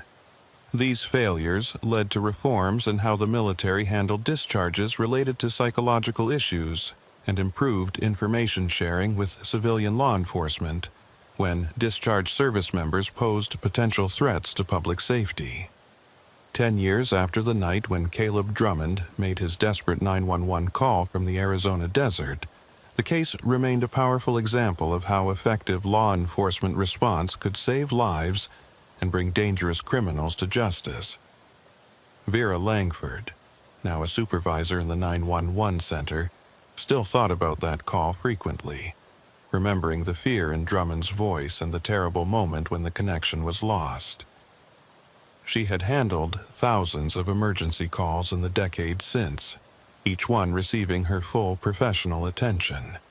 But the Drummond call remained the most significant of her career, the one that reminded her why her job mattered and why she had chosen to dedicate her professional life to helping people in their worst moments. Detective Henshaw, now a lieutenant commanding the Crimes Against Veterans unit he had helped establish, had investigated dozens of cases involving threats to military veterans, preventing numerous potential tragedies by identifying dangerous patterns early and intervening before violence could occur. The unit had become a model for similar programs in other states, demonstrating that specialized law enforcement attention to vulnerable populations could make a measurable difference in preventing violent crimes. Henshaw frequently returned to the desert location where he had first responded to Vera's dispatch about Drummond's situation, using the site for training exercises with new officers and as a reminder of why thorough investigation and rapid response were so critical in missing persons cases. Caleb Drummond had rebuilt his life in ways that would have seemed impossible during the dark months after his rescue. He had completed his education, earning a degree in psychology with a focus on trauma recovery, and now worked as a counselor specializing in treating veterans suffering from PTSD and trauma-related conditions. His own experience gave him unique credibility and insight when working with veteran clients, many of whom found it easier to trust someone who had survived similar darkness and emerged intact on the other side. Drummond had also married and started a family, milestones that represented his reclamation of a normal life from the shadow of Gerald Voss's crimes. Gerald Voss remained on death row, his appeals gradually exhausting themselves as courts repeatedly rejected his challenges to the conviction and sentence. He would eventually be executed, though the exact timing remained uncertain, as the federal death penalty process moved slowly through its required procedures. When that execution finally occurred, it would bring a form of closure to the families of his victims and would eliminate any possibility that he could ever threaten another veteran. But for those whose lives he had touched, Drummond, the investigators, and the families of his victims, the scars would remain long after Voss himself was gone. The story of that October night when Caleb Drummond was hunted through the Arizona desert, made a desperate call for help, and was ultimately rescued by the coordinated efforts of dedicated law enforcement professionals, became part of the training curriculum at police academies throughout the Southwest. It served as an example of how emergency calls should be handled, how investigations should be conducted, and how different agencies could work together effectively to achieve outcomes that no single agency could accomplish alone. The case demonstrated that behind every 911 call was a human being deserving of help, that persistence and professionalism in investigation could overcome even sophisticated criminal operations, and that law enforcement officers who took their oath to protect and serve seriously could make life or death differences in the lives of those they served. For Vera Langford, Darius Henshaw, and Caleb Drummond, the bonds forged during that desperate night created connections that would last their entire lives. They had been brought together by violence and crisis, but they had emerged from that darkness with a shared understanding of what it meant to face evil and prevail through courage, dedication, and the fundamental human capacity to help others in their most desperate moments. Their story was ultimately not about the horrors that Gerald Voss had inflicted, but about the triumph of those who had stopped him, saved a life, and ensured that justice was done. It was a story about why the work of law enforcement mattered, why every 911 call deserved serious attention, and why good people who chose to serve their communities could make the world a safer place, one emergency call at a time.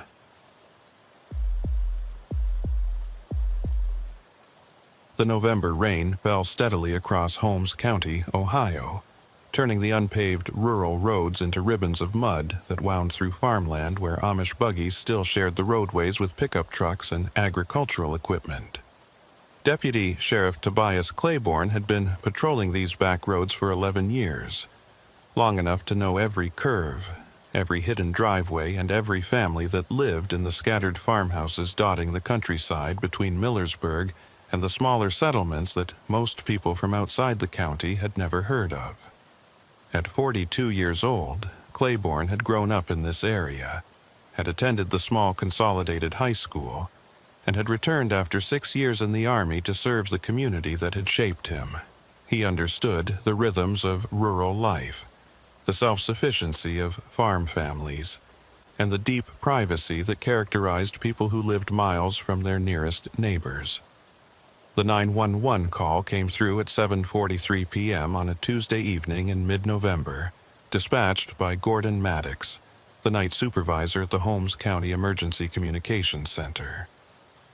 Maddox had been working dispatch for the county for 19 years, and his voice carried the calm authority of someone who had handled thousands of emergency calls and could distinguish between genuine crisis and routine problems that simply felt urgent to the caller.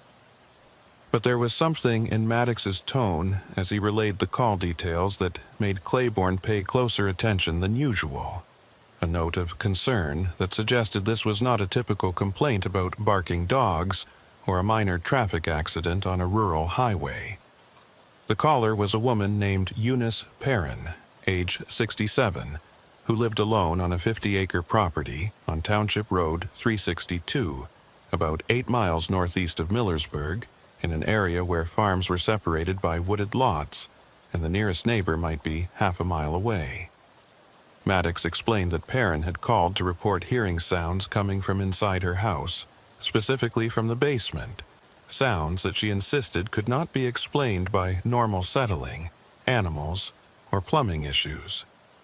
She had been adamant that someone was in her basement, moving around, and possibly trying to access the main floor of her house. Maddox had tried to determine if Perrin had actually seen anyone, or if doors or windows showed signs of forced entry, but she had been unable to confirm visual contact with an intruder, only that she could hear distinct sounds of movement below her. Claiborne acknowledged the call and began driving toward Perrin's property, his patrol vehicle's headlights cutting through the rainy darkness as he navigated the narrow township roads. He knew the general area where Perrin lived, a section of the county that was transitioning from active farming to properties owned by people who wanted rural privacy but did not work the land. Many of these properties had been in families for generations, but were now being sold off as older residents died or moved to assisted living facilities, with the land being purchased by newcomers attracted to Holmes County's reputation for safety, natural beauty, and distance from urban problems. Claiborne had responded to calls at several of these properties over the years, usually involving residents who were not accustomed to rural living, and became alarmed by sounds that longtime country dwellers would recognize as normal. As Claiborne drove, he radioed Maddox for additional information about Eunice Perrin and her property. Maddox consulted the county's computer-aided dispatch system and reported that Perrin had lived at the Township Road 362 address for approximately 4 years, having purchased the property in 2019. She had made 3 previous 911 calls during her residence there, all relatively minor issues, including a medical call when she had fallen and injured her wrist, a call about suspicious vehicles on her property that turned out to be hunters who had mistakenly crossed onto her land, and a welfare check request when she had not heard from an elderly neighbor for several days. The calls suggested someone who was cautious but not paranoid, someone who used 911 appropriately when she had legitimate concerns but did not abuse the system with frivolous complaints. The property record showed that Perrin's house had been built in 1947, a typical post-war farmhouse on a foundation that included a full basement, which was common for houses in this area where basements provided storm shelter and utility space. The property had previously been owned by the Burkhart family for over 60 years before being sold to Perrin, and during the Burkhart ownership there had been no unusual police calls or incidents reported at the address. Claiborne made a mental note of the Burkhart name, as he vaguely remembered that family, though he could not immediately recall specific details about them or the circumstances of their departure from the property. Claiborne reached Township Road 362 and turned onto the gravel driveway leading to Perrin's house, his vehicle's tires crunching on the wet stone as he approached a modest single-story farmhouse with white vinyl siding and a metal roof. The house sat back about 200 feet from the road, surrounded by overgrown fields that had not been cultivated in years, and bordered by tree lines that marked the boundaries with neighboring properties. A single porch light illuminated the front door, and Claiborne could see lights on inside the house, suggesting that Perrin was awake and waiting for his arrival. He parked near the front porch, noting that there were no other vehicles visible, and no obvious signs of disturbance around the property's perimeter. Before approaching the house, Claiborne conducted a quick visual sweep of the property with his flashlight, looking for any signs of forced entry or suspicious activity. The windows on the ground floor were intact and showed no signs of tampering. The doors appeared secure, and there were no footprints in the mud around the foundation that would suggest someone had recently approached the house from outside. The rain had been falling steadily for hours, which meant that any tracks made in the past few hours would be visible in the soft ground. But Claiborne saw no evidence of foot traffic except what appeared to be Perrin's own tracks leading from her car, which was parked in a detached garage about 30 feet from the house. Claiborne approached the front door and knocked, identifying himself as a deputy with the Holmes County Sheriff's Office. The woman who opened the door matched the description Maddox had provided, an elderly woman of slight build with gray hair pulled back in a bun, wearing practical clothing that suggested someone accustomed to living alone and managing her own household. Eunice Perrin's face showed obvious relief at seeing the deputy, but also a kind of determined anxiety that suggested she was not someone who frightened easily, but was genuinely concerned about what she had heard in her basement. Perrin invited Claiborne inside, and he immediately noted that the house was clean and well-maintained, with modest furnishings that suggested someone living on a fixed income, but taking pride in her home. Family photographs covered the walls and tabletops, showing what appeared to be children and grandchildren at various ages.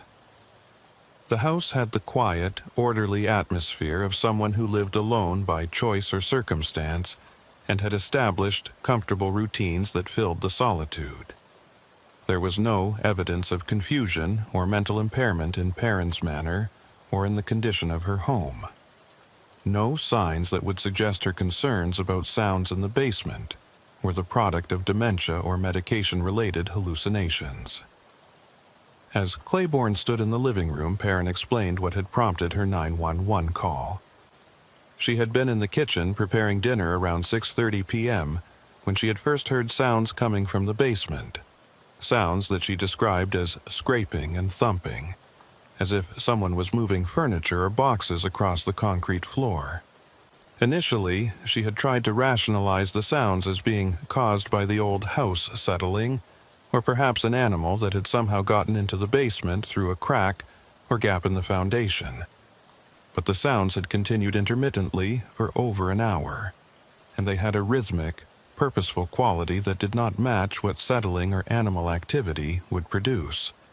Perrin led Claiborne to the kitchen, where a door opened onto a steep wooden staircase descending into darkness below. She explained that she had not gone down to the basement after hearing the sounds because she lived alone and was concerned about confronting an intruder in a confined space where she would have no easy escape route. Instead, she had locked the basement door, called 911, and waited for law enforcement to arrive. Claiborne approved of her caution, as entering a basement alone to investigate potential intruder activity was exactly the wrong approach for an elderly person living without backup or protection. Claiborne asked Perrin to remain upstairs while he investigated the basement, and he drew his service weapon before unlocking the basement door and beginning his descent. The wooden stairs creaked under his weight, and his flashlight beam swept across a typical farmhouse basement. A large, open space with a concrete floor, exposed floor joists overhead, and a foundation made of rough stone and mortar. The basement contained the expected equipment and storage that accumulated over decades: an old furnace, a water heater, various tools and gardening equipment, boxes of stored belongings, and furniture that had been relegated to storage rather than discarded. As Claiborne moved through the basement, his flashlight revealed no obvious signs of human presence. There were no fresh footprints in the dust that covered parts of the floor, no disturbed areas that would suggest someone had recently been moving through the space. The small ground-level windows that provided the only natural light to the basement were covered with years of grime and cobwebs, and none showed any signs of having been opened or breached from outside. Claiborne checked each corner of the basement methodically, looking behind stored items and in spaces where someone might conceal themselves, but found no one hiding and no evidence that anyone had recently been in the space. However, as Claiborne completed his initial sweep of the basement, his flashlight beam caught something that made him pause and look more carefully. Along the far wall of the basement, the one that faced toward the tree line at the back of the property, there was a section of concrete floor that appeared different from the rest. The concrete in this area was newer, lighter in color, and the surface texture was different from the original basement floor, which had been poured decades ago and had developed the characteristic roughness and discoloration that came with age. The newer concrete section was roughly rectangular, approximately 8 feet long by 4 feet wide, and it appeared to have been poured at some point within the past few years based on its condition. Claiborne crouched down to examine the newer concrete more closely, running his flashlight beam along the edges where it met the older floor. The seam was relatively neat but not professional, suggesting the work of someone who had basic concrete skills but was not a trained mason. What struck Claiborne as unusual was the location and size of this repaired section. If the original basement floor had developed cracks or other problems requiring repair, the repairs would typically be done in smaller sections addressing specific problem areas, not in one large rectangular patch that suggested something had been removed from or placed beneath the floor. Claiborne stood up and conducted a more thorough examination of the basement, paying particular attention to the area around the newer concrete section. He noticed that there was significantly less dust and debris accumulated on the newer concrete compared to the surrounding older floor, which made sense given that it was newer, but also suggested that this section of floor had not been in place for very long. Looking at the stored items in the basement, Claiborne observed that the boxes and furniture were arranged in a way that left the newer concrete section relatively clear, as if someone wanted to be able to access this area without having to move a lot of stored items out of the way. Claiborne also noticed something else that seemed potentially significant. Near the newer concrete section, there were marks on the stone foundation wall that appeared to be relatively fresh scratches or abrasions, as if something heavy had been dragged across the floor and had bumped against the wall. The marks were at a height that suggested whatever had caused them had been substantial in size, possibly furniture or equipment being moved across the basement floor. These marks did not prove that anything sinister had occurred, but combined with the newer concrete section and the sounds that Perrin had reported, they created a pattern that concerned Claiborne and suggested this might warrant further investigation beyond a simple check for an intruder. Claiborne returned upstairs and found Perrin waiting anxiously in the kitchen. He assured her that he had found no one in the basement and no signs of forced entry, but he also told her about the newer concrete section he had observed and asked her if she knew anything about when or why that repair had been made. Perrin looked genuinely surprised by the question and said she had never noticed any difference in the basement floor, though she admitted she rarely went down there except to check the furnace or retrieve stored items. She said the basement had been in its current condition when she purchased the house 4 years earlier, and she had not made any modifications or repairs to that area. This information increased Claiborne's concern, as it meant the concrete repair had been done either shortly before Perrin purchased the property or during the final years of the previous owner's occupancy. Claiborne asked Perrin what she knew about the property's history and the previous owners, and she explained that the house had belonged to the Burkhart family for many years. The last occupant had been a man named Harold Burkhart, who had lived alone in the house after his wife died in the early 2000s. Harold Burkhart had eventually moved to a nursing home due to declining health, and the property had been sold through his estate after his death in 2018.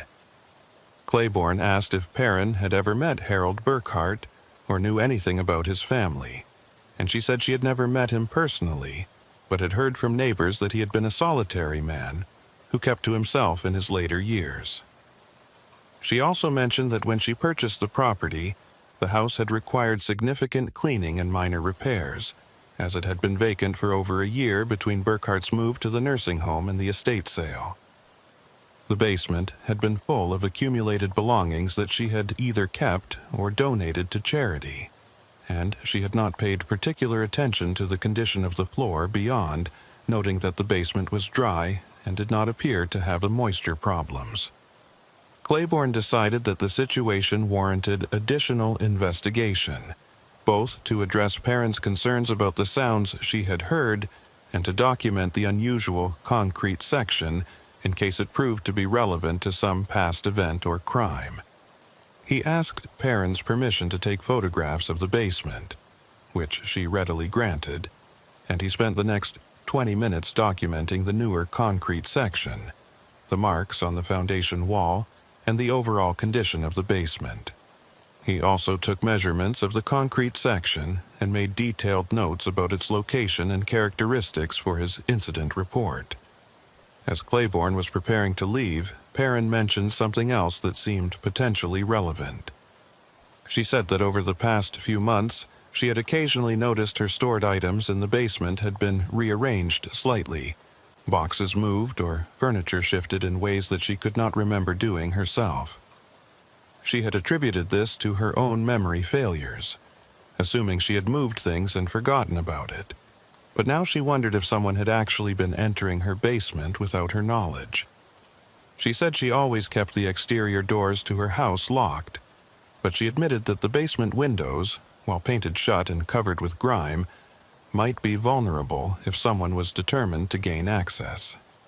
Claiborne examined the basement windows more carefully with his flashlight and found that, while they appeared secure, one window on the side of the house facing away from the driveway showed signs that someone had attempted to clean the exterior surface, removing some of the accumulated grime in a way that might allow someone to see inside.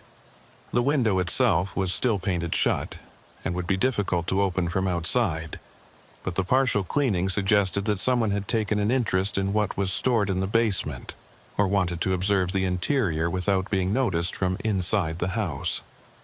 This discovery elevated Claiborne's concern from simple home security to potential criminal activity. Someone appeared to have been conducting surveillance of Perrin's basement, possibly looking for something or monitoring whether anyone was investigating the newer concrete section. Combined with Perrin's report of hearing sounds in the basement and her observations about stored items being rearranged, the evidence suggested that someone had been entering the property, possibly through methods that left no obvious traces, and had been conducting activities in the basement that they wanted to keep concealed from the homeowner. Claiborne decided to contact the Sheriff's Office Detective Division and request that an investigator follow up on this case. He explained the situation to Perrin and assured her that he would recommend increased patrols of her property and that a detective would likely want to interview her more thoroughly about the property's history and any suspicious activity she had observed. He also advised her to have a security system installed if possible, or at minimum to keep all doors and windows locked, and to call 911 immediately if she observed any suspicious activity or heard unusual sounds again.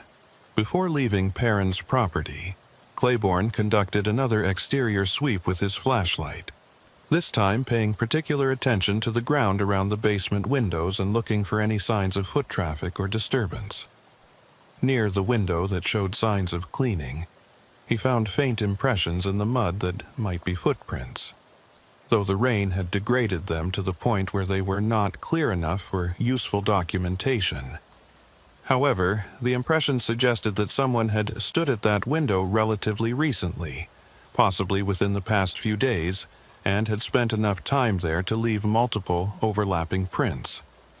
Claiborne photographed the faint impressions as best he could given the conditions and the poor lighting, knowing that while they might not be sufficient for forensic identification, they would at least document that someone had been near the basement window in a location where there was no legitimate reason for anyone to be. He also examined the other basement windows and found that 2 others showed similar signs of partial cleaning on the exterior, suggesting that whoever had been surveilling the basement had checked multiple access points and windows to get different views of the interior. As Claiborne drove away from Perrin's property, heading back toward Millersburg to complete his shift, he found himself deeply troubled by what he had observed. In 11 years of working as a deputy in Holmes County, he had developed reliable instincts about when situations were more serious than they initially appeared, and everything about this call suggested that Eunice Perrin's concerns were justified and that something significant was buried in the history of her property. The newer concrete section in the basement, the surveillance of the windows, the reported sounds and rearranged items all pointed toward someone having a strong interest in that basement and possibly wanting to access something that had been concealed there. Claiborne's experience told him that when people went to the trouble of pouring concrete in basements to cover something, they were usually hiding things they did not want discovered.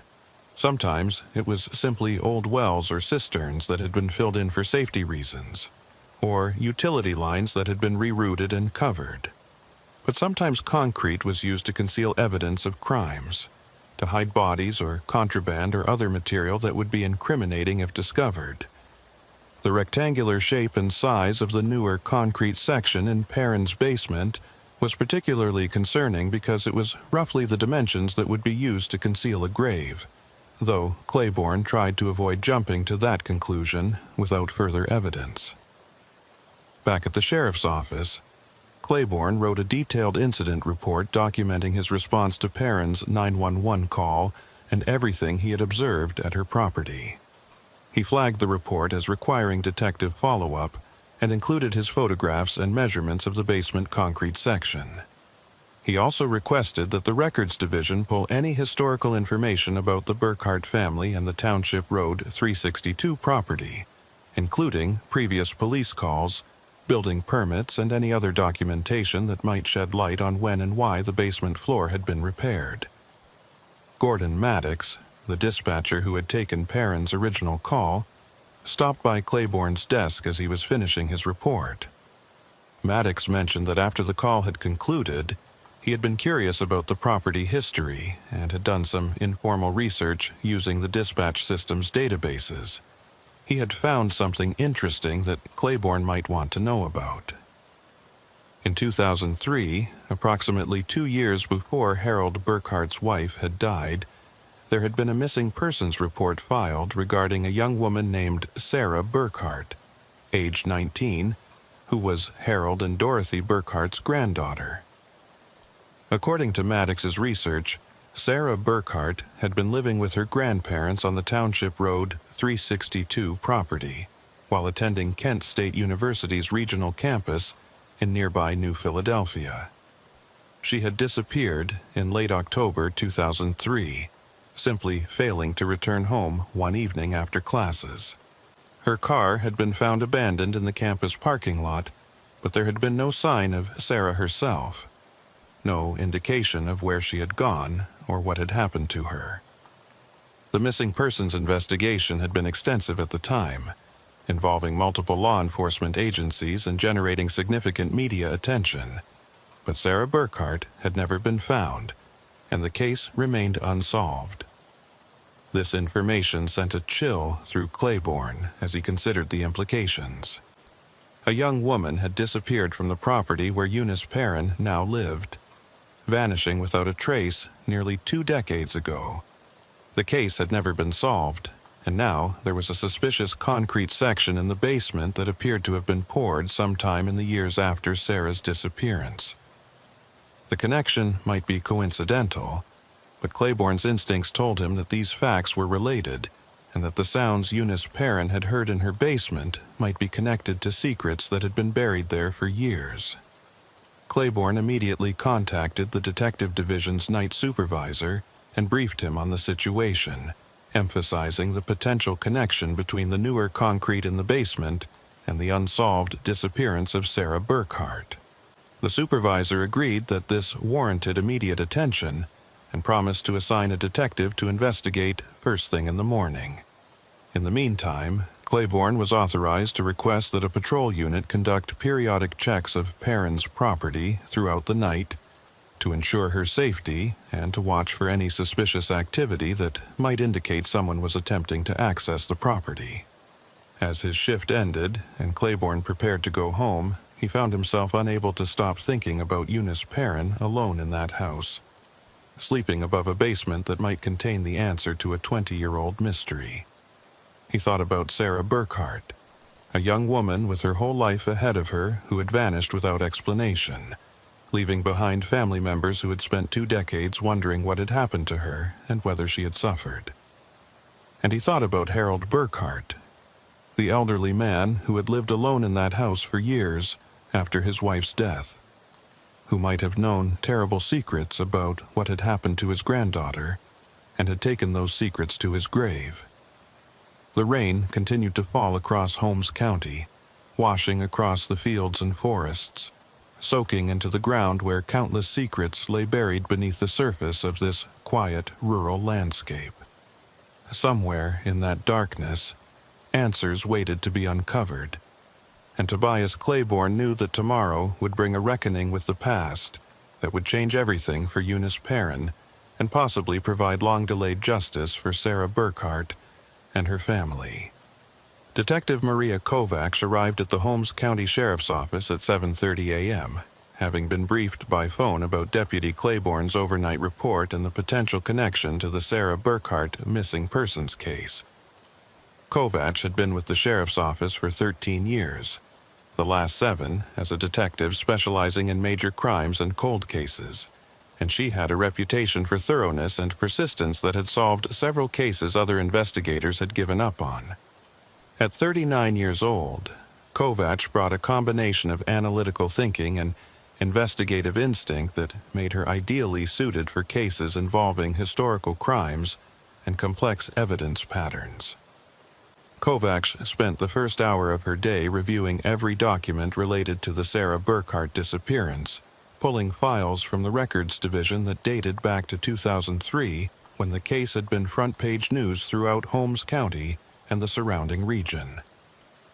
The original investigation had been extensive, involving the Holmes County Sheriff's Office, the Ohio Bureau of Criminal Investigation, and FBI agents who specialized in missing persons cases. Sarah Burkhart had been a 19-year-old college student with no history of running away, no involvement with drugs or criminal activity, and no apparent reason to disappear voluntarily. Her disappearance had been sudden and complete, with no witnesses, no evidence of foul play, and no trace of where she had gone or what had happened to her. The case file documented hundreds of interviews conducted with Sarah's family members, friends, classmates, professors, and anyone else who might have had contact with her in the days before her disappearance. Her grandparents, Harold and Dorothy Burkhart, had been interviewed extensively and had cooperated fully with investigators. Both had appeared genuinely devastated by Sarah's disappearance and had no explanation for where she might have gone. The investigation had found no evidence of family conflict, no suggestion of abuse or problems in Sarah's relationship with her grandparents, and no indication that anyone in the family had been involved in her disappearance. Harold Burkhart had been 71 years old at the time of Sarah's disappearance, a retired machinist who had worked for a manufacturing company in Millersburg for over 40 years before retiring in the late 1990s. His wife Dorothy had been 68, a homemaker who had raised 3 children and had been helping to care for Sarah while she attended college. By all accounts, the Burkharts had been a typical rural Ohio family, hard-working, religious, and deeply connected to their community and extended family. The investigation had found nothing in their backgrounds that suggested capability or motive for harming their granddaughter. However, as Kovacs read through the file, she noticed something that the original investigators had documented, but apparently had not considered particularly significant. In January 2004, approximately 3 months after Sarah's disappearance, Harold Burkhart had applied for a building permit to make repairs to his basement, specifically to replace a section of concrete floor that he claimed had developed severe cracking and water damage. The permit application indicated that Burkhart planned to do the work himself, with the help of a nephew who had some concrete experience, and that the project would involve removing the damaged concrete, addressing drainage issues, and pouring a new floor section. The building inspector, who had reviewed the completed work in February 2004, had filed a brief report noting that the concrete repair appeared professionally done and met code requirements.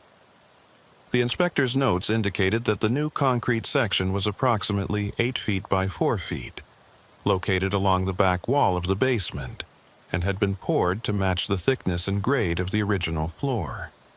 The inspector had no concerns about the quality of work and had signed off on the permit without requiring any modifications or additional inspections. Kovacs felt her investigative instincts activate as she read this documentation. The timing was striking. Harold Burkhart had undertaken a concrete repair project in his basement just 3 months after his granddaughter disappeared, during the heart of winter when such work would be difficult and uncomfortable. The size and location of the concrete section matched exactly what Deputy Claiborne had observed and photographed at Eunice Perrin's property the previous night. And while the building inspector's report suggested legitimate repair work, the coincidental timing raised obvious questions about whether the concrete might have been covering something other than simple drainage problems. Kovacs pulled additional records related to the Burkhart property, looking for any other documentation that might be relevant. She found that in March 2005, approximately 18 months after Sarah's disappearance, Dorothy Burkhart had died of cancer at age 70. Harold had continued living alone on the property for another 12 years until declining health forced him to move to a nursing home in 2017. He had died in 2018 at age 86, and the property had been sold through his estate to Eunice Perrin in 2019. The records showed no other police calls or significant incidents at the property during Harold's occupancy, suggesting he had lived quietly and without drawing attention from law enforcement or neighbors. Kovacs contacted Deputy Claiborne, who had finished his shift hours earlier, but had asked to be notified when the detective assigned to the case was ready to proceed. Claiborne agreed to meet Kovacs at the Perrin property to walk her through what he had observed and to provide additional context that might not have been clear from his written report. Kovacs also contacted the county prosecutor's office to discuss the legal requirements for conducting a more invasive investigation of the basement, specifically whether they would need a search warrant or if Eunice Perrin's consent as the current property owner would be sufficient. The assistant prosecutor handling the consultation explained that while Perrin's consent would allow them to examine the property she owned, if they planned to actually excavate the basement floor, they should consider obtaining a search warrant based on probable cause to believe evidence of a crime might be concealed there. The warrant would protect the investigation from later legal challenges and would formalize the process in a way that would make any discovered evidence admissible in court. The prosecutor agreed that the combination of the unsolved disappearance, the suspicious timing of the concrete repair, and the recent reports of sounds and surveillance at the property provided sufficient probable cause to justify a warrant. Kovacs began preparing a warrant affidavit, while simultaneously arranging for the resources they would need if the warrant was approved and they decided to excavate the basement floor. She contacted the Ohio Bureau of Criminal Investigation and requested assistance from their crime scene specialists and forensic anthropologists, who would be necessary if they discovered human remains. She also arranged for ground-penetrating radar equipment that could scan beneath the concrete and potentially identify anomalies without requiring immediate excavation, giving them additional confirmation before they committed to the time and expense of breaking through the floor. By noon, Kovacs had completed her warrant affidavit and had submitted it to Judge Raymond Holbrook, who handled most criminal matters for Holmes County. The affidavit detailed the Sarah Burkhart disappearance, the suspicious timing of the basement concrete repair, Deputy Claiborne's observations at the Perrin property, and the recent reports of sounds and surveillance that suggested someone had ongoing interest in the basement. Judge Holbrook reviewed the affidavit carefully, asked several clarifying questions about the timeline and the evidence, and then signed the search warrant, authorizing the sheriff's office to conduct a comprehensive examination of the basement at the Township Road 362 property, including the use of ground-penetrating radar and, if warranted, excavation of the concrete floor. Kovacs and Claiborne met at the Perrin property at 2:00 p.m., accompanied by 2 technicians from the Ohio BCI who were bringing ground-penetrating radar equipment. Eunice Perrin met them at the door, clearly anxious about what the investigation might reveal, but cooperative and understanding about the necessity of determining what, if anything, was concealed in her basement. Kovacs explained the search warrant and the investigative process, assuring Perrin that they would be as minimally invasive as possible and would repair any damage caused by their examination. Perrin asked if she should leave the property during the investigation, but Kovacs suggested she might prefer to stay nearby in case they needed to ask questions about the property or its history. The ground-penetrating radar equipment was carried down to the basement, and the technicians began the process of scanning the concrete floor, paying particular attention to the newer section that Claiborne had identified. Ground-penetrating radar works by sending electromagnetic pulses into the ground and measuring the reflected signals that bounce back from objects or anomalies beneath the surface. Different materials reflect the signals differently, allowing trained technicians to identify voids, buried objects, disturbed soil, and other features that might not be visible from the surface. The technology was not perfect and required skilled interpretation, but it could provide valuable information about what lay beneath concrete floors without requiring immediate excavation. The technicians worked methodically, moving the radar unit back and forth across the newer concrete section, while monitoring the data on a laptop computer that displayed real-time images of the subsurface. Kovacs and Claiborne watched over their shoulders, trying to interpret the patterns appearing on the screen, but knowing they would need to wait for the technicians' expert analysis before drawing conclusions. After approximately 45 minutes of scanning and data collection, the senior technician asked his colleague to confirm what he was seeing, and both men spent several minutes reviewing the images and discussing their interpretation in technical terms. Finally, the senior technician turned to Kovacs with a grave expression and explained what the ground-penetrating radar had revealed.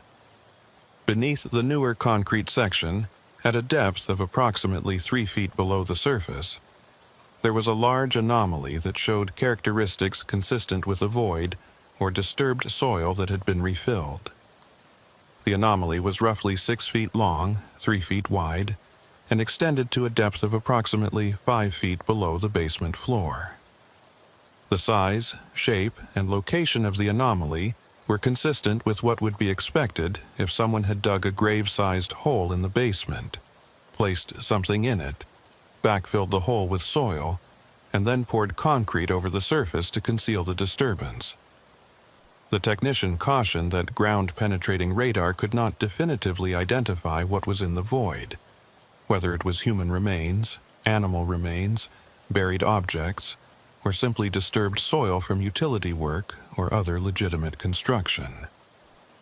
But he also noted that the characteristics of this particular anomaly, especially its regular shape and depth, were very similar to what he had observed in previous cases where human remains had been buried and concealed beneath concrete floors. He strongly recommended excavation if the investigators wanted to determine conclusively what was buried there. Kovacs felt the weight of this moment settle over her as she considered what the next steps would mean. If they excavated and found human remains, this would transform from a cold case review into an active homicide investigation that would reopen wounds for Sarah Burkhart's family and potentially destroy the reputation of the Burkhart family name in a community where that name had been respected for generations. If they excavated and found nothing, or found something innocent that explained the anomaly, they would have wasted significant resources and caused Eunice Perrin considerable disruption for no purpose. But doing nothing was not an option, not when a young woman's disappearance remained unsolved and evidence suggested her body might be buried in this basement. Kovacs called Sheriff Thomas Yoder, the elected head of the Holmes County Sheriff's Office, and briefed him on the situation. Yoder had been sheriff for 12 years and had been a lieutenant in the department back in 2003 when Sarah Burkhart disappeared. So he remembered the case well and understood its significance to the community. He authorized Kovacs to proceed with excavation, agreeing that the ground-penetrating radar results provided sufficient justification, and that the community deserved answers about what had happened to Sarah Burkhart, even if those answers were difficult and painful. The excavation could not begin immediately, as it required additional equipment and personnel that would take time to assemble. Kovacs arranged for a contractor with concrete cutting equipment to arrive the following morning, and she coordinated with the BCI forensic team to have anthropologists and evidence technicians standing by in case human remains were discovered. She also made the difficult decision to contact Sarah Burkhart's family and inform them that the investigation into their daughter's disappearance had been reopened based on new evidence, preparing them for the possibility that Sarah's remains might be found, but cautioning that the evidence was not yet conclusive. Sarah Burkhart's parents, Robert and Linda Burkhart, were now in their 60s and had spent the past 2 decades living with the uncertainty of not knowing what had happened to their daughter.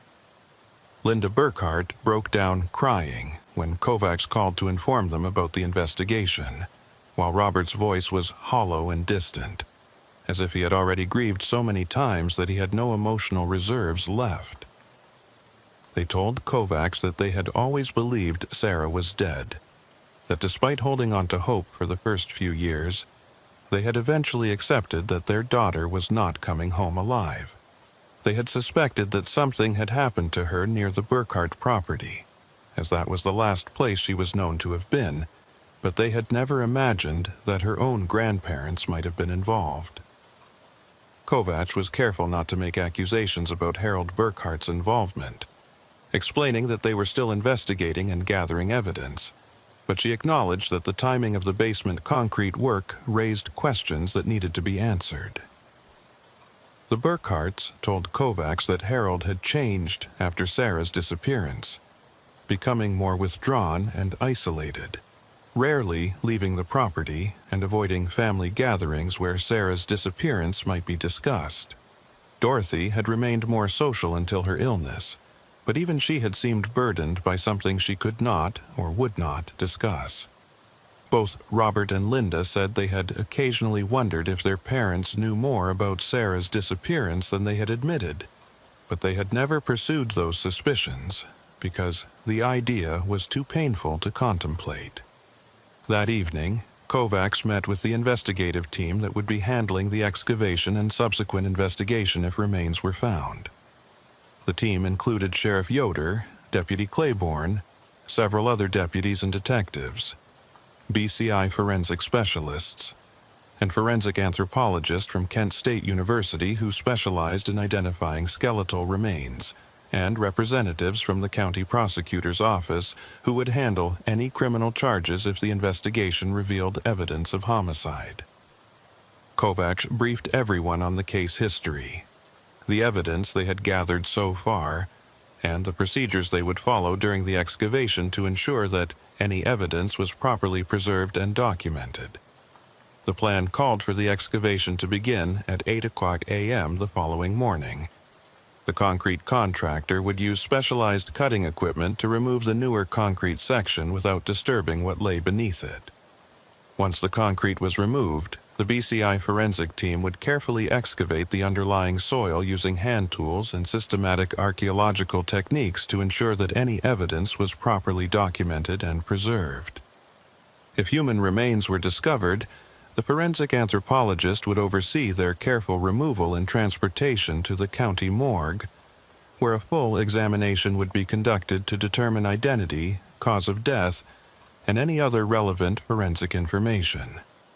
Kovacs spent much of the evening reviewing the original Sarah Burkhart investigation file, looking for any details or leads that might have been overlooked or not fully explored. She found several items of interest, including statements from Sarah's friends indicating that in the weeks before her disappearance, Sarah had seemed troubled about something but had not wanted to discuss what was bothering her. One friend recalled Sarah mentioning that she had discovered something at her grandparents' house that upset her, but Sarah had refused to provide details, saying only that she needed to think about what to do with the information. This statement had been noted by the original investigators but had not been followed up thoroughly because Sarah's friend could not provide specific information about what Sarah had discovered. At the time, investigators had assumed Sarah might have been referring to personal family issues or conflicts that were not relevant to her disappearance.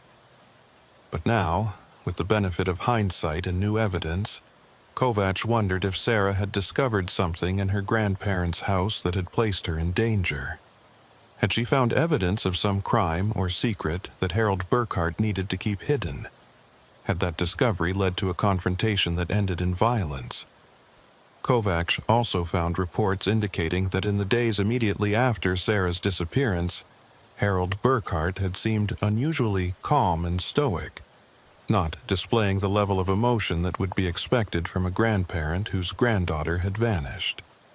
Several people who had visited the Burkhart home to offer support had commented on Harold's subdued reaction, though at the time this had been attributed to his personality and his generation's tendency to internalize emotions rather than displaying them publicly.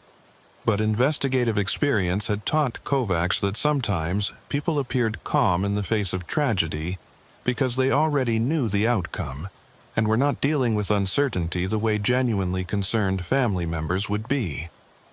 As Kovacs prepared to leave the office for the night, Gordon Maddox stopped by her desk with additional information he had discovered while researching the case.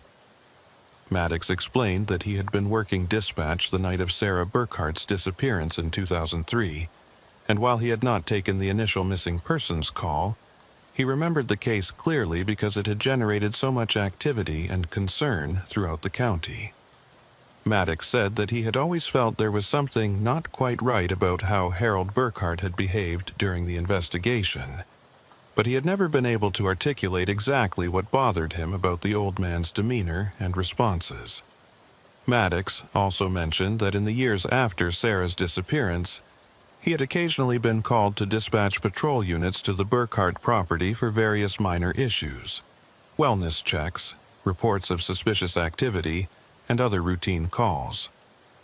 He said that Harold had always seemed defensive when officers responded to his property, even for completely innocuous matters, and had been reluctant to allow anyone into his house beyond what was absolutely necessary. This behavior had struck Maddox as unusual for someone who had previously been cooperative with law enforcement and had welcomed their presence during the search for his granddaughter. Most significantly, Maddox recalled that in early 2004, shortly after Harold had completed the basement concrete work, there had been a call from a neighbor reporting foul odors coming from the Burkhart property. The responding deputy had checked with Harold, who had explained that the smell was from fertilizer he was using on his fields and from a dead animal, possibly a deer, that had died somewhere on his property. The deputy had accepted this explanation and had closed the call without further investigation. But now, knowing what they knew about the basement excavation and the suspicious timing, Maddox wondered if that odor report might have been related to whatever was buried beneath the concrete. This information added another piece to the disturbing puzzle that was emerging. If human remains had been buried in the Burkhart basement in late 2003 or early 2004, there would have been noticeable odors during the decomposition process, especially in the confined space of a basement. Harold's work pouring concrete over the gravesite might have been motivated in part by the need to contain those odors and prevent them from drawing attention. The timing of the neighbor's report, coming shortly after the concrete work was completed, suggested that some odors had escaped before the concrete was in place or had lingered in the basement area despite Harold's attempts at concealment. Kovacs thanked Maddox for the information and added it to her investigative file, noting that if remains were found during the excavation, they would need to carefully document the condition of the basement and any evidence of attempts to manage or conceal odors from decomposition. She also made a note to interview the neighbor who had made the original odor complaint, as that person might have observed other relevant activity at the Burkhart property during the critical period after Sarah's disappearance. The night before the excavation, Kovacs found herself unable to sleep, her mind churning through the details of the case and the implications of what they might find the next day. She thought about Sarah Burkhart, a 19-year-old woman with her entire life ahead of her, possibly murdered by the grandfather who was supposed to protect and care for her. She thought about Harold Burkhart, an elderly man who had lived with terrible secrets for over a decade, going through the motions of daily life while knowing that his granddaughter's body was buried in his basement. And she thought about Eunice Perrin, an innocent woman who had purchased a house expecting to spend her retirement years in peace, only to discover that her home contained the evidence of a 20-year-old murder. Kovacs also considered the technical challenges they would face during the excavation. If Sarah's body had been buried for 2 decades, the remains would be significantly decomposed, possibly skeletonized depending on the soil conditions and moisture levels in the basement. Identifying the remains and determining cause of death would require careful forensic analysis, and there was no guarantee that the evidence would be sufficient to definitively prove what had happened. They might find Sarah's body, but be unable to determine how she died or who was responsible, leaving the family with answers about her fate but not justice for her death. As the first light of dawn broke over Holmes County, Kovacs was already on her way to the Perrin property, where the excavation team was assembling their equipment and preparing for a day that would either solve one of the county's most haunting mysteries or raise new questions that might never be answered. Deputy Claiborne arrived shortly after Kovacs, and together they conducted a final briefing with the team members, ensuring everyone understood their roles and responsibilities. The contractor positioned his concrete cutting equipment, and the forensic specialists laid out their tools and documentation materials, preparing to carefully record every step of the excavation process. Eunice Perrin watched from her kitchen window as the law enforcement personnel gathered in her yard, preparing to literally unearth the secrets that had been hidden in her basement for 2 decades. She had lived in this house for 4 years, never knowing that beneath her feet lay evidence of a crime that had devastated a family and haunted a community. Now her home would forever be associated with this terrible discovery, and she wondered if she would ever feel comfortable living here again, knowing what the house had concealed and what horrors might be revealed in the hours ahead. At precisely 8 o'clock a.m., the contractor started his equipment, and the high-pitched whine of the concrete saw filled the basement as the blade bit into the surface, beginning the process of removing the concrete that Harold Burkhart had poured over his terrible secret 21 years earlier. The excavation had begun, and there was no turning back. The concrete saw's blade carved through the newer section of basement floor with methodical precision, sending up clouds of fine dust that the forensic team's ventilation equipment worked to contain and filter. The contractor operated the equipment with practiced efficiency, making careful cuts that outlined the rectangular section Detective Kovacs had marked based on the ground-penetrating radar results. The process took nearly 2 hours, as the contractor had to make multiple passes to cut through the full thickness of the concrete, which proved to be approximately 4 inches deep. Consistent with residential basement floor construction, but thicker than would typically be used for a simple repair patch. Once the cutting was complete, the contractor used pry bars and lifting equipment to carefully remove the concrete sections, revealing the dark soil beneath. The forensic team immediately moved in with their documentation equipment, photographing and measuring the exposed area before anyone was allowed to disturb the underlying material.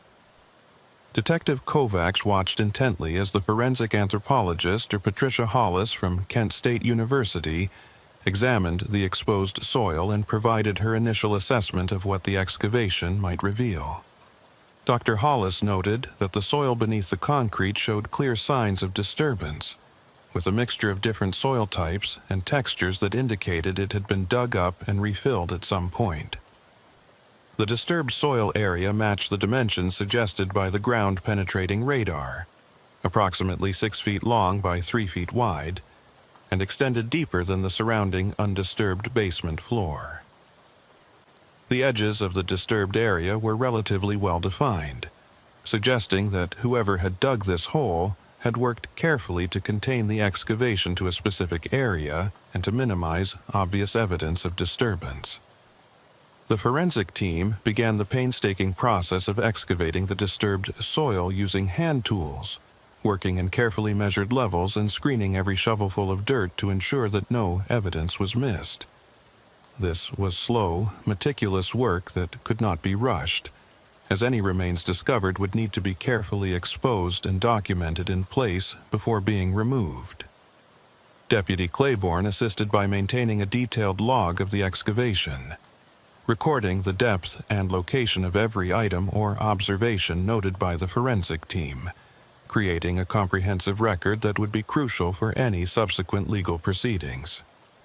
After approximately 45 minutes of excavation, having removed about 12 inches of soil from the surface, one of the forensic technicians encountered something that caused him to stop digging and call for Dr. Hollis. Using a soft brush, he carefully cleared away soil to reveal what appeared to be fabric, a dark material that might have been clothing or a blanket, partially preserved by the soil conditions but badly degraded by 2 decades underground. Dr. Hollis examined the material carefully, noting its position and apparent extent, then authorized the technicians to continue excavating around the fabric to determine what it contained. The atmosphere in the basement grew heavy with tension as the excavation continued and more of the fabric became visible. It appeared to be a heavy blanket or tarp that had been wrapped around something, creating a bundle that extended the full length of the disturbed soil area. The technicians worked with extreme care, using brushes and small hand tools to expose the bundle without disturbing its contents or destroying fragile evidence. Photographs were taken continuously, documenting every stage of the excavation and creating a visual record of how the burial site had been constructed and concealed. Detective Kovacs found herself holding her breath as Dr. Hollis finally determined that the bundle contained what appeared to be human skeletal remains. The forensic anthropologist's preliminary examination, conducted with the remains still partially buried and wrapped in the deteriorated fabric, suggested a single individual, likely young adult based on the size and condition of visible bones, with the skeleton appearing to be largely complete despite 2 decades of burial. Dr. Hollis recommended that they continue the careful exposure of the remains in place rather than attempting to lift the entire bundle, as this would allow for better documentation and would minimize the risk of losing small bones or other evidence during removal. The excavation continued throughout the morning and into the early afternoon, with Dr. Hollis and her team working with painstaking precision to expose and document every aspect of the burial. As more of the skeleton was revealed, Dr. Hollis was able to make increasingly confident assessments about what they had found. The remains appeared to be those of a young female, approximately 5 feet 6 inches tall, based on long bone measurements, with skeletal development consistent with late adolescence or early adulthood. The position of the remains suggested the body had been placed in the grave in a flexed or curled position, possibly to fit within the limited space of the basement excavation, and had been wrapped in what appeared to be a dark green wool blanket before burial. Most significantly, Dr. Hollis identified what she described as trauma to the skull, specifically fractures to the left temporal and parietal bones that appeared to be perimortem, meaning they had occurred at or near the time of death. The pattern of fractures suggested blunt force trauma, consistent with being struck by a heavy object or falling and striking the head against a hard surface. While Dr. Hollis cautioned that a full laboratory examination would be necessary to determine the exact cause of death, the skull trauma provided strong evidence that this individual had died from violent injury rather than natural causes or accident. Detective Kovacs stood at the edge of the excavation, watching as the team carefully exposed and documented what almost certainly was Sarah Burkhart's final resting place. She thought about the young woman who had been buried here, whose life had been cut short at just 19 years old, who had spent the past 2 decades in this dark basement while her family searched for answers and her murderer lived above her grave. The cruelty of it was overwhelming, the calculation required to murder someone and then bury them in your own basement, to live your daily life knowing what lay beneath your feet, to maintain that terrible secret for years until death finally ended your participation in the deception. By mid-afternoon, the skeletal remains had been fully exposed and documented, and Dr. Hollis determined they were ready for careful removal and transportation to the county morgue, where a complete examination could be conducted. The remains were lifted carefully, still wrapped in the remnants of the blanket, and placed in a specialized container designed for transporting skeletal remains. Additional soil samples were collected from around and beneath the burial site, as these might contain trace evidence or forensic material that could provide additional information about the burial or the circumstances of death. Once the remains had been removed, the forensic team continued excavating to ensure they had not missed any evidence that might have settled to the bottom of the grave. They found several items of interest, including fragments of what appeared to be denim fabric, possibly from jeans, a zipper that might have been from a jacket or sweatshirt, and most significantly, a small gold necklace with a pendant in the shape of a cross. The jewelry was photographed in place and then carefully collected for evidence, as it might help with identification or might have belonged to Sarah Burkhart and be recognized by her family.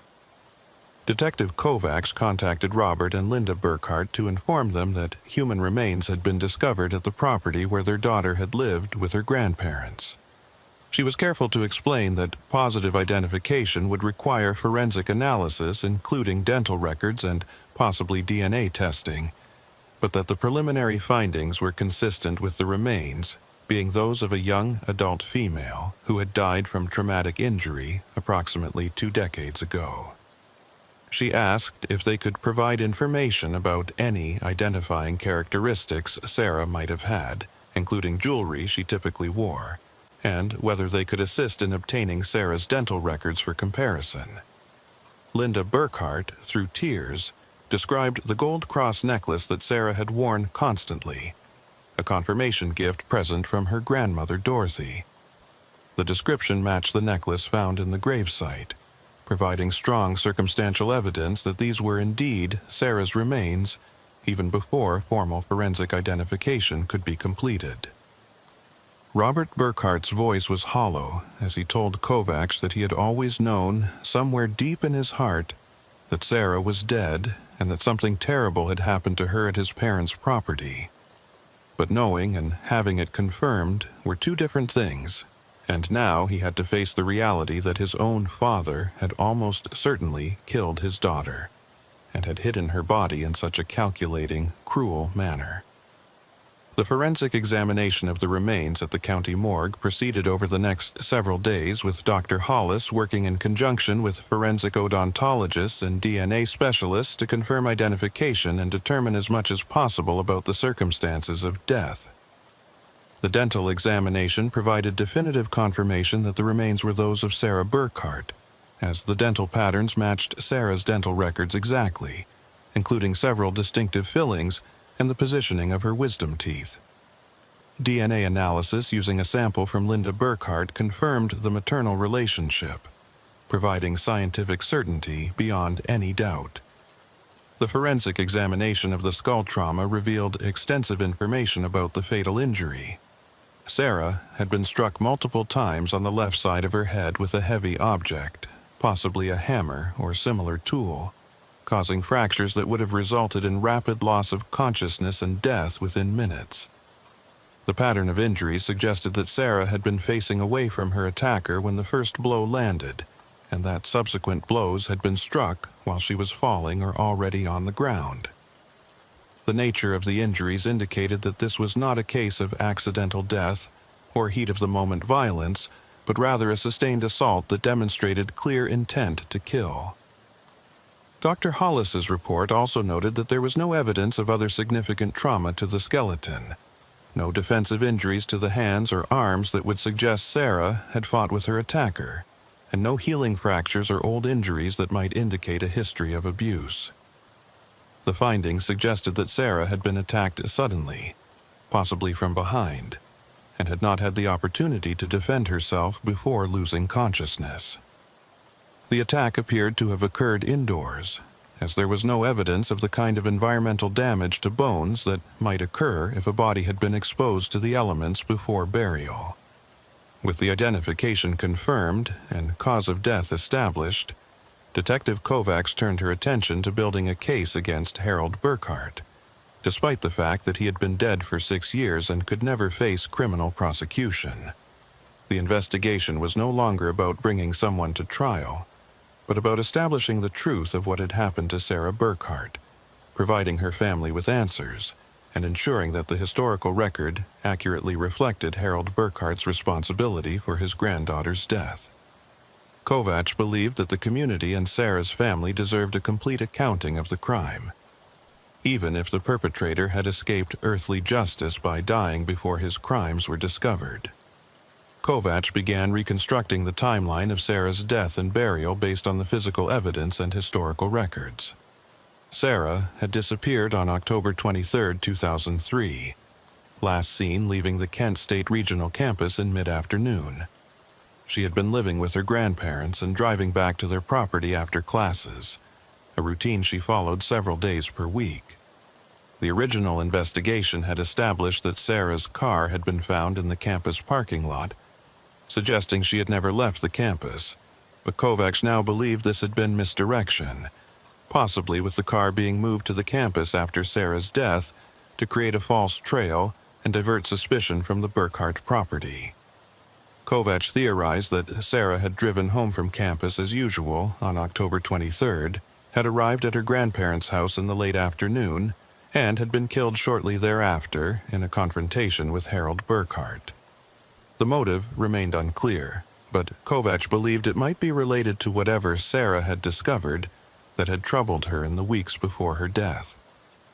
The friend's statement about Sarah finding something upsetting at her grandparents' house suggested that Sarah might have confronted Harold about whatever she had discovered, and that confrontation had escalated to violence. The investigation into Harold Burkhart's background revealed information that had not been fully explored during the original missing persons investigation. In the 1970s and early 1980s, Harold had been investigated twice on suspicion of domestic violence against his wife Dorothy, though no charges had been filed in either case because Dorothy had declined to cooperate with prosecutors. The incidents had been documented in old police reports that predated computerized records, and they had not been readily accessible to investigators in 2003 when Sarah disappeared. The reports described Harold as having a temper that could turn violent when he felt challenged or disrespected, particularly when he had been drinking. Additionally, Kovacs discovered that Harold Burkhart had been fired from his machining job in '98, 2 years before his official retirement, due to conflicts with supervisors and coworkers. The termination documents described him as becoming increasingly difficult and confrontational in his final years of employment, with several incidents of verbal aggression toward colleagues and at least one physical altercation that had resulted in a suspension. These discoveries painted a picture of a man with a capacity for violence and a need to maintain control, characteristics that were consistent with someone who might kill a family member during a confrontation and then methodically conceal the crime. Kovacs also investigated the logistics of how Harold had managed to conceal Sarah's death and dispose of her body without arousing immediate suspicion. The timeline suggested that Harold had killed Sarah in the late afternoon or evening of October 23rd, then had kept her body concealed somewhere on the property, possibly in the basement or in one of the outbuildings, while he formulated a plan for permanent disposal. He had reported Sarah missing the following day, October 24th, claiming she had not returned home from campus the previous evening. This had given him approximately 18 hours to clean up any evidence of violence in the house and to prepare his story before law enforcement became involved.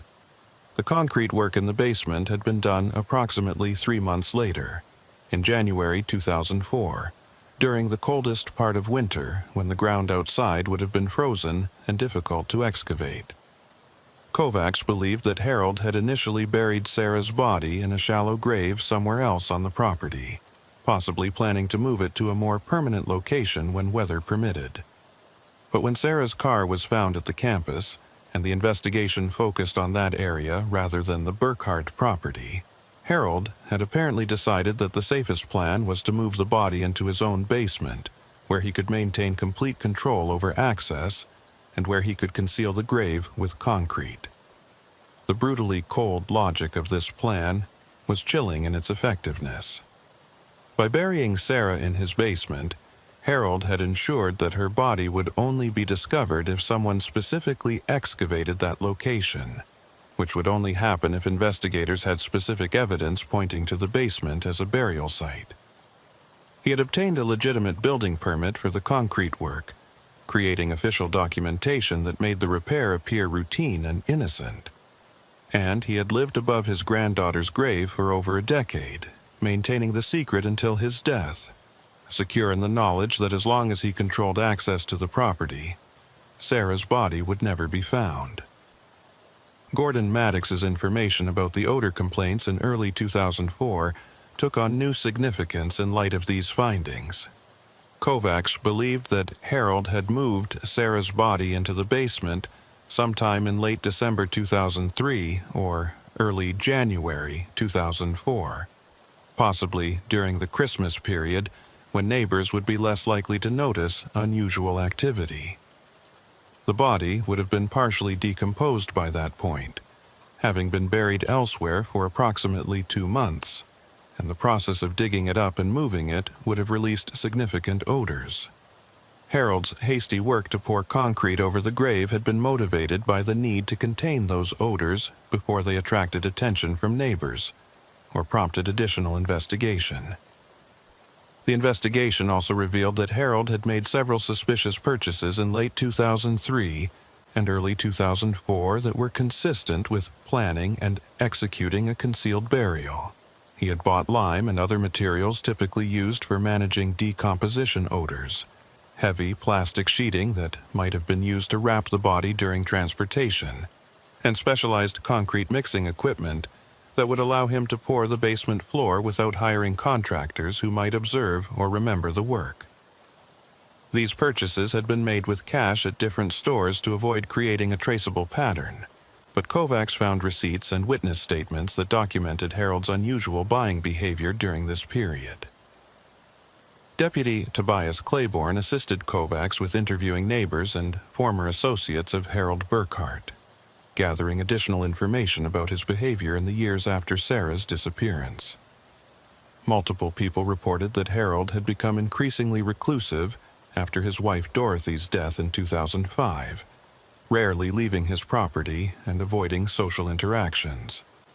Several neighbors mentioned that Harold had been obsessively protective of his property, confronting anyone who came too close to his house and refusing to allow even family members to enter without supervision. One neighbor recalled an incident where Harold had become furious when some children accidentally threw a ball into his yard and had come to retrieve it, screaming at them to stay away from his property and threatening to call police if they ever returned. This territorial behavior, while not proof of murder, was consistent with someone guarding a terrible secret and fearing discovery. Harold's increasing isolation and paranoia in his final years suggested a man living with profound guilt and constant anxiety about being exposed. When his health deteriorated and he was forced to move to a nursing home in 2017, he had insisted on hiring a property management company to maintain the house rather than allowing family members to care for it, apparently concerned that family members might discover evidence he had missed or might question the basement concrete work. The investigation also examined Dorothy Burkhart's potential knowledge of or involvement in Sarah's death and burial. The evidence suggested that Dorothy had probably known or strongly suspected that Harold had killed Sarah, but had either actively assisted in the cover-up or had remained silent out of fear or misplaced loyalty. Friends recalled that Dorothy had been deeply affected by Sarah's disappearance, becoming depressed and withdrawn, but that she had never wavered in supporting Harold's account of events. Some friends had sensed that Dorothy was keeping secrets, that she knew more than she was saying, but she had died without ever revealing what she knew. Detective Kovacs found this aspect of the case particularly troubling, the possibility that Dorothy Burkhart had chosen to protect her husband rather than seeking justice for her granddaughter. But Kovacs also recognized that Dorothy might have been a victim herself, possibly abused or intimidated by Harold into silence, living with terrible knowledge and unable to act on it. The records of past domestic violence investigations suggested that Dorothy had experienced Harold's violence firsthand and might have been afraid of what he would do if she revealed his crime. The truth about Dorothy's knowledge and involvement would never be fully known, as she had taken her secrets to the grave. With the forensic examination complete and the investigative findings documented, Kovacs prepared a comprehensive report on the Sarah Burkhart homicide for presentation to the Holmes County prosecutor and to Sarah's family. The report concluded that Sarah Burkhart had been murdered by her grandfather, Harold Burkhart, on or about October 23, 2003, that her body had been concealed on the property and later buried in the basement beneath concrete flooring, and that Harold had maintained this deception until his death in 2018.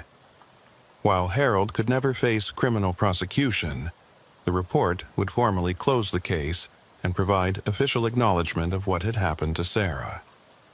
The public release of the investigation findings generated significant media attention and community reaction throughout Holmes County and beyond. Many people who had known the Burkhart family expressed shock and disbelief that Harold could have committed such a crime, while others said they had always sensed something wrong about how he behaved after Sarah's disappearance. The case sparked conversations about domestic violence, family secrets, and the ways that seemingly ordinary people could conceal terrible crimes for decades. Several community members came forward with their own stories of Harold's temper and controlling behavior, pieces of a pattern that had been visible in retrospect but had not been recognized as warning signs at the time. For Robert and Linda Burkhart, the confirmation that their daughter had been murdered by Robert's own father was devastating in ways that went beyond the grief of losing Sarah. The betrayal was almost incomprehensible. The realization that the man who had raised Robert, who had appeared to be a devoted grandfather to Sarah, had killed her and had allowed his own son to suffer for 2 decades, not knowing what had happened. Robert publicly stated that while he was grateful for the investigative work that had finally brought the truth to light, he would never understand how his father could have done something so evil and then maintained the deception so completely. The Burkhart family arranged for Sarah's remains to be cremated and interred in the family cemetery plot, finally bringing her home properly after 2 decades in an unmarked grave beneath her grandparents' basement. A memorial service was held in Millersburg, attended by hundreds of people including former classmates, teachers, and community members who remembered Sarah and had followed her case over the years.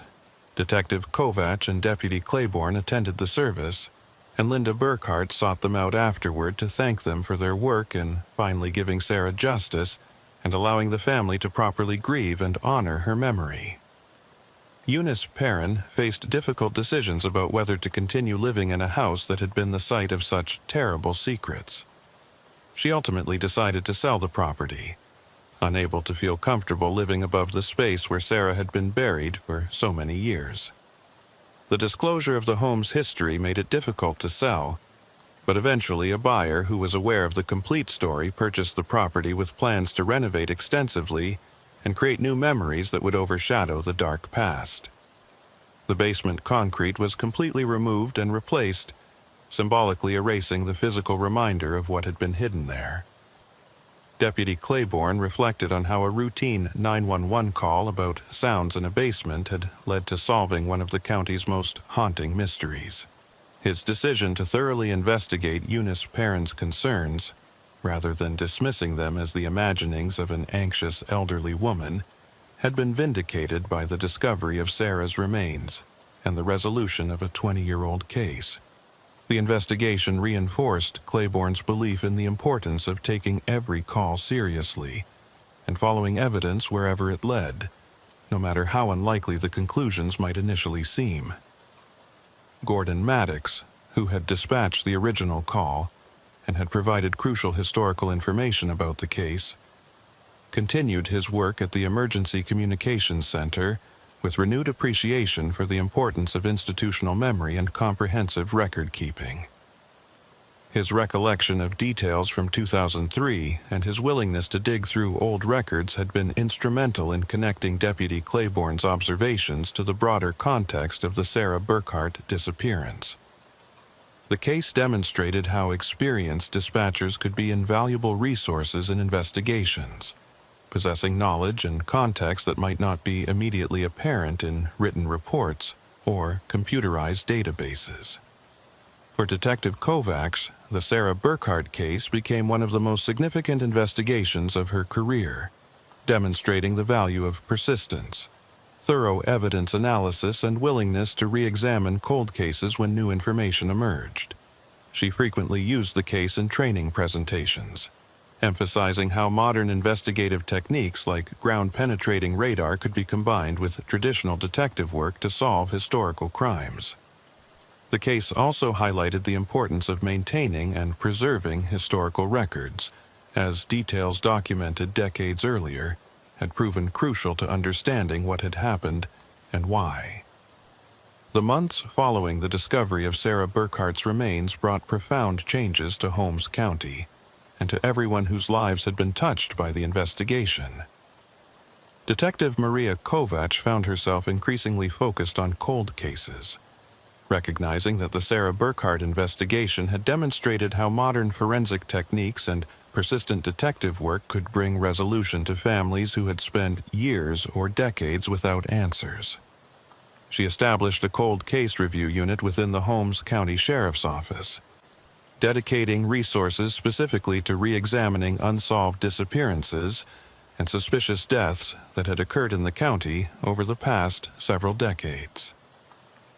Deputy Tobias Claiborne continued working patrol in rural Holmes County, but the Sarah Burkhart case had fundamentally changed how he approached his duties. He paid closer attention to calls involving elderly residents, isolated properties, and reports of suspicious activity that might seem minor on the surface, but could indicate more serious problems. The case had taught him that routine calls could lead to extraordinary outcomes, and he trained newer deputies to trust their instincts when something seemed wrong, even if they could not immediately articulate what bothered them about a situation. Gordon Maddox, the dispatcher who had taken Eunice Perrin's original 911 call and who had provided crucial historical information about the Burkhart family, became an advocate for better documentation and information sharing within the emergency communications system. He worked with Detective Kovacs to develop protocols for flagging properties and individuals with significant criminal histories, ensuring that responding officers would have access to relevant background information when they were dispatched to calls. The relationship between Maddox and the investigative division became much closer following the case, with detectives recognizing that dispatchers often possessed valuable information and perspective that could aid investigations. Eunice Perrin struggled significantly in the aftermath of discovering that her home had been the burial site for a murdered young woman. Even after selling the property and moving to a condominium in Millersburg, Perrin experienced nightmares and anxiety related to the years she had lived unknowingly above Sarah's grave. She sought counseling to process the trauma and eventually found some peace by focusing on the positive outcome. Perrin maintained contact with Linda Burkhart, Sarah's mother, and the two women formed an unlikely friendship based on their shared experience with the case. Perrin attended the memorial service for Sarah and contributed to a scholarship fund that the Burkhart family established in Sarah's memory. The community response to the Sarah Burkhart case was complex and multifaceted. Many residents of Holmes County had known the Burkhart family for generations and struggled to reconcile their memories of Harold as a neighbor or acquaintance with the reality of what he had done to his granddaughter. The case sparked difficult conversations about how seemingly ordinary people could conceal monstrous behaviors and about the warning signs that communities often missed or dismissed. Several community organizations hosted forums on domestic violence, family dynamics, and the importance of speaking up when something seemed wrong rather than maintaining silence to avoid conflict. The case also influenced how law enforcement agencies throughout Ohio approached missing persons investigations, particularly those involving young adults who might be assumed to have left voluntarily. The Ohio Attorney General's office incorporated the case into their training materials for law enforcement officers, using it to illustrate the importance of questioning assumptions and following evidence, even when it pointed toward uncomfortable conclusions. Detective Kovacs was invited to present the case at a national conference on cold case investigations, where her presentation generated significant interest from detectives and forensic specialists across the country. Robert and Linda Burkhart eventually established the Sarah Burkhart Foundation, dedicated to supporting missing persons investigations and providing resources to families dealing with the disappearance of loved ones. The foundation funded training for law enforcement officers in advanced investigative techniques, provided grants for forensic testing in cold cases, and offered counseling services for families struggling with the uncertainty and trauma of having a missing loved one. Working with state legislators, they helped pass several reforms, including mandatory protocols for investigating missing persons cases involving young adults and requirements for maintaining comprehensive databases across jurisdictions. These changes, collectively known as Sarah's Law, represented a meaningful legacy for a young woman whose life had been cut tragically short. 5 years after the discovery of Sarah's remains, a memorial marker was placed in downtown Millersburg, in a small park that had been Sarah's favorite place to walk during her high school years. The marker honored Sarah's memory and served as a reminder to the community about the importance of speaking up when something seemed wrong and supporting law enforcement efforts to solve cold cases. The dedication ceremony was attended by hundreds of people, including Sarah's family, the investigators who had worked her case, and community members who wanted to ensure that Sarah would be remembered not just as a victim, but as a person who had been loved and whose loss had changed her community. Detective Kovacs, speaking at the dedication ceremony, reflected on what the Sarah Burkhart case had taught her about the nature of evil and the importance of persistence in seeking justice. She noted that Harold Burkhart had not been a monster in the typical sense, but rather an ordinary man who had made a terrible choice and had then committed himself to concealing that choice regardless of the cost to others. But the case also demonstrated the power of the justice system when it worked as intended, when law enforcement officers took their responsibilities seriously, when forensic specialists applied their expertise with care and precision, and when communities supported efforts to uncover truth even when that truth was painful. Sergeant Claiborne, now promoted and supervising a team of rural patrol deputies, continued to drive past the former Burkhart property on Township Road 362 during his shifts. The property had been extensively renovated by its new owners, and there were no obvious reminders of the terrible secrets it had once held. But Claiborne never forgot that cold November night when he had responded to Eunice Perrin's call about sounds in her basement. Never forgot the moment when he had first noticed the newer concrete section and had felt his instincts telling him that something was wrong. That moment had set in motion a chain of events that brought justice for Sarah Burkhart and closure for her family. Gordon Maddox, approaching retirement after more than 30 years in emergency communications, often reflected on the role that seemingly minor details and careful documentation had played in solving Sarah's case. The information he had remembered about the 2003 missing persons investigation and Harold Burkhart's behavior patterns over the years had all contributed to the investigative mosaic that ultimately revealed the truth. Maddox emphasized to younger dispatchers that their work was not simply about taking calls and sending units, but about being part of a larger system of justice and community protection, where every piece of information could prove crucial.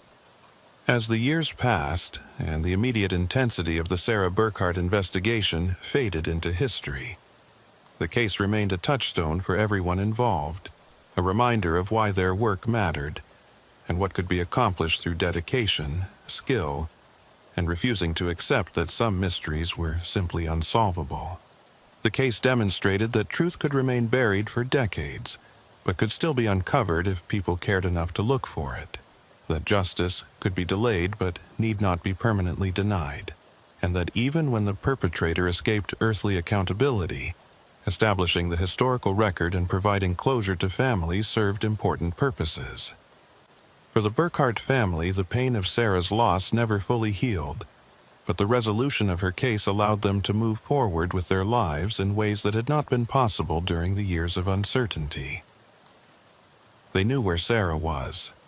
They understood what had happened to her, and they could honor her memory without the constant torment of wondering whether she might still be alive somewhere, waiting to be found. Linda Burkhart often shared at support groups that while learning the truth about Sarah's death had been devastating, the not knowing had been worse. The years of uncertainty had been a unique form of torture that only ended when Detective Kovacs called to tell them that Sarah's remains had been found. 10 years after Eunice Perrin's 911 call about sounds in her basement, the Sarah Burkhart case had become part of the institutional memory of the Holmes County Sheriff's Office. A story that was passed down to new generations of deputies and investigators as an example of exemplary police work and community service. The message was clear. Justice might be delayed, but it should never be abandoned, and every victim deserves the best efforts of law enforcement regardless of how much time had passed or how cold the trail had become.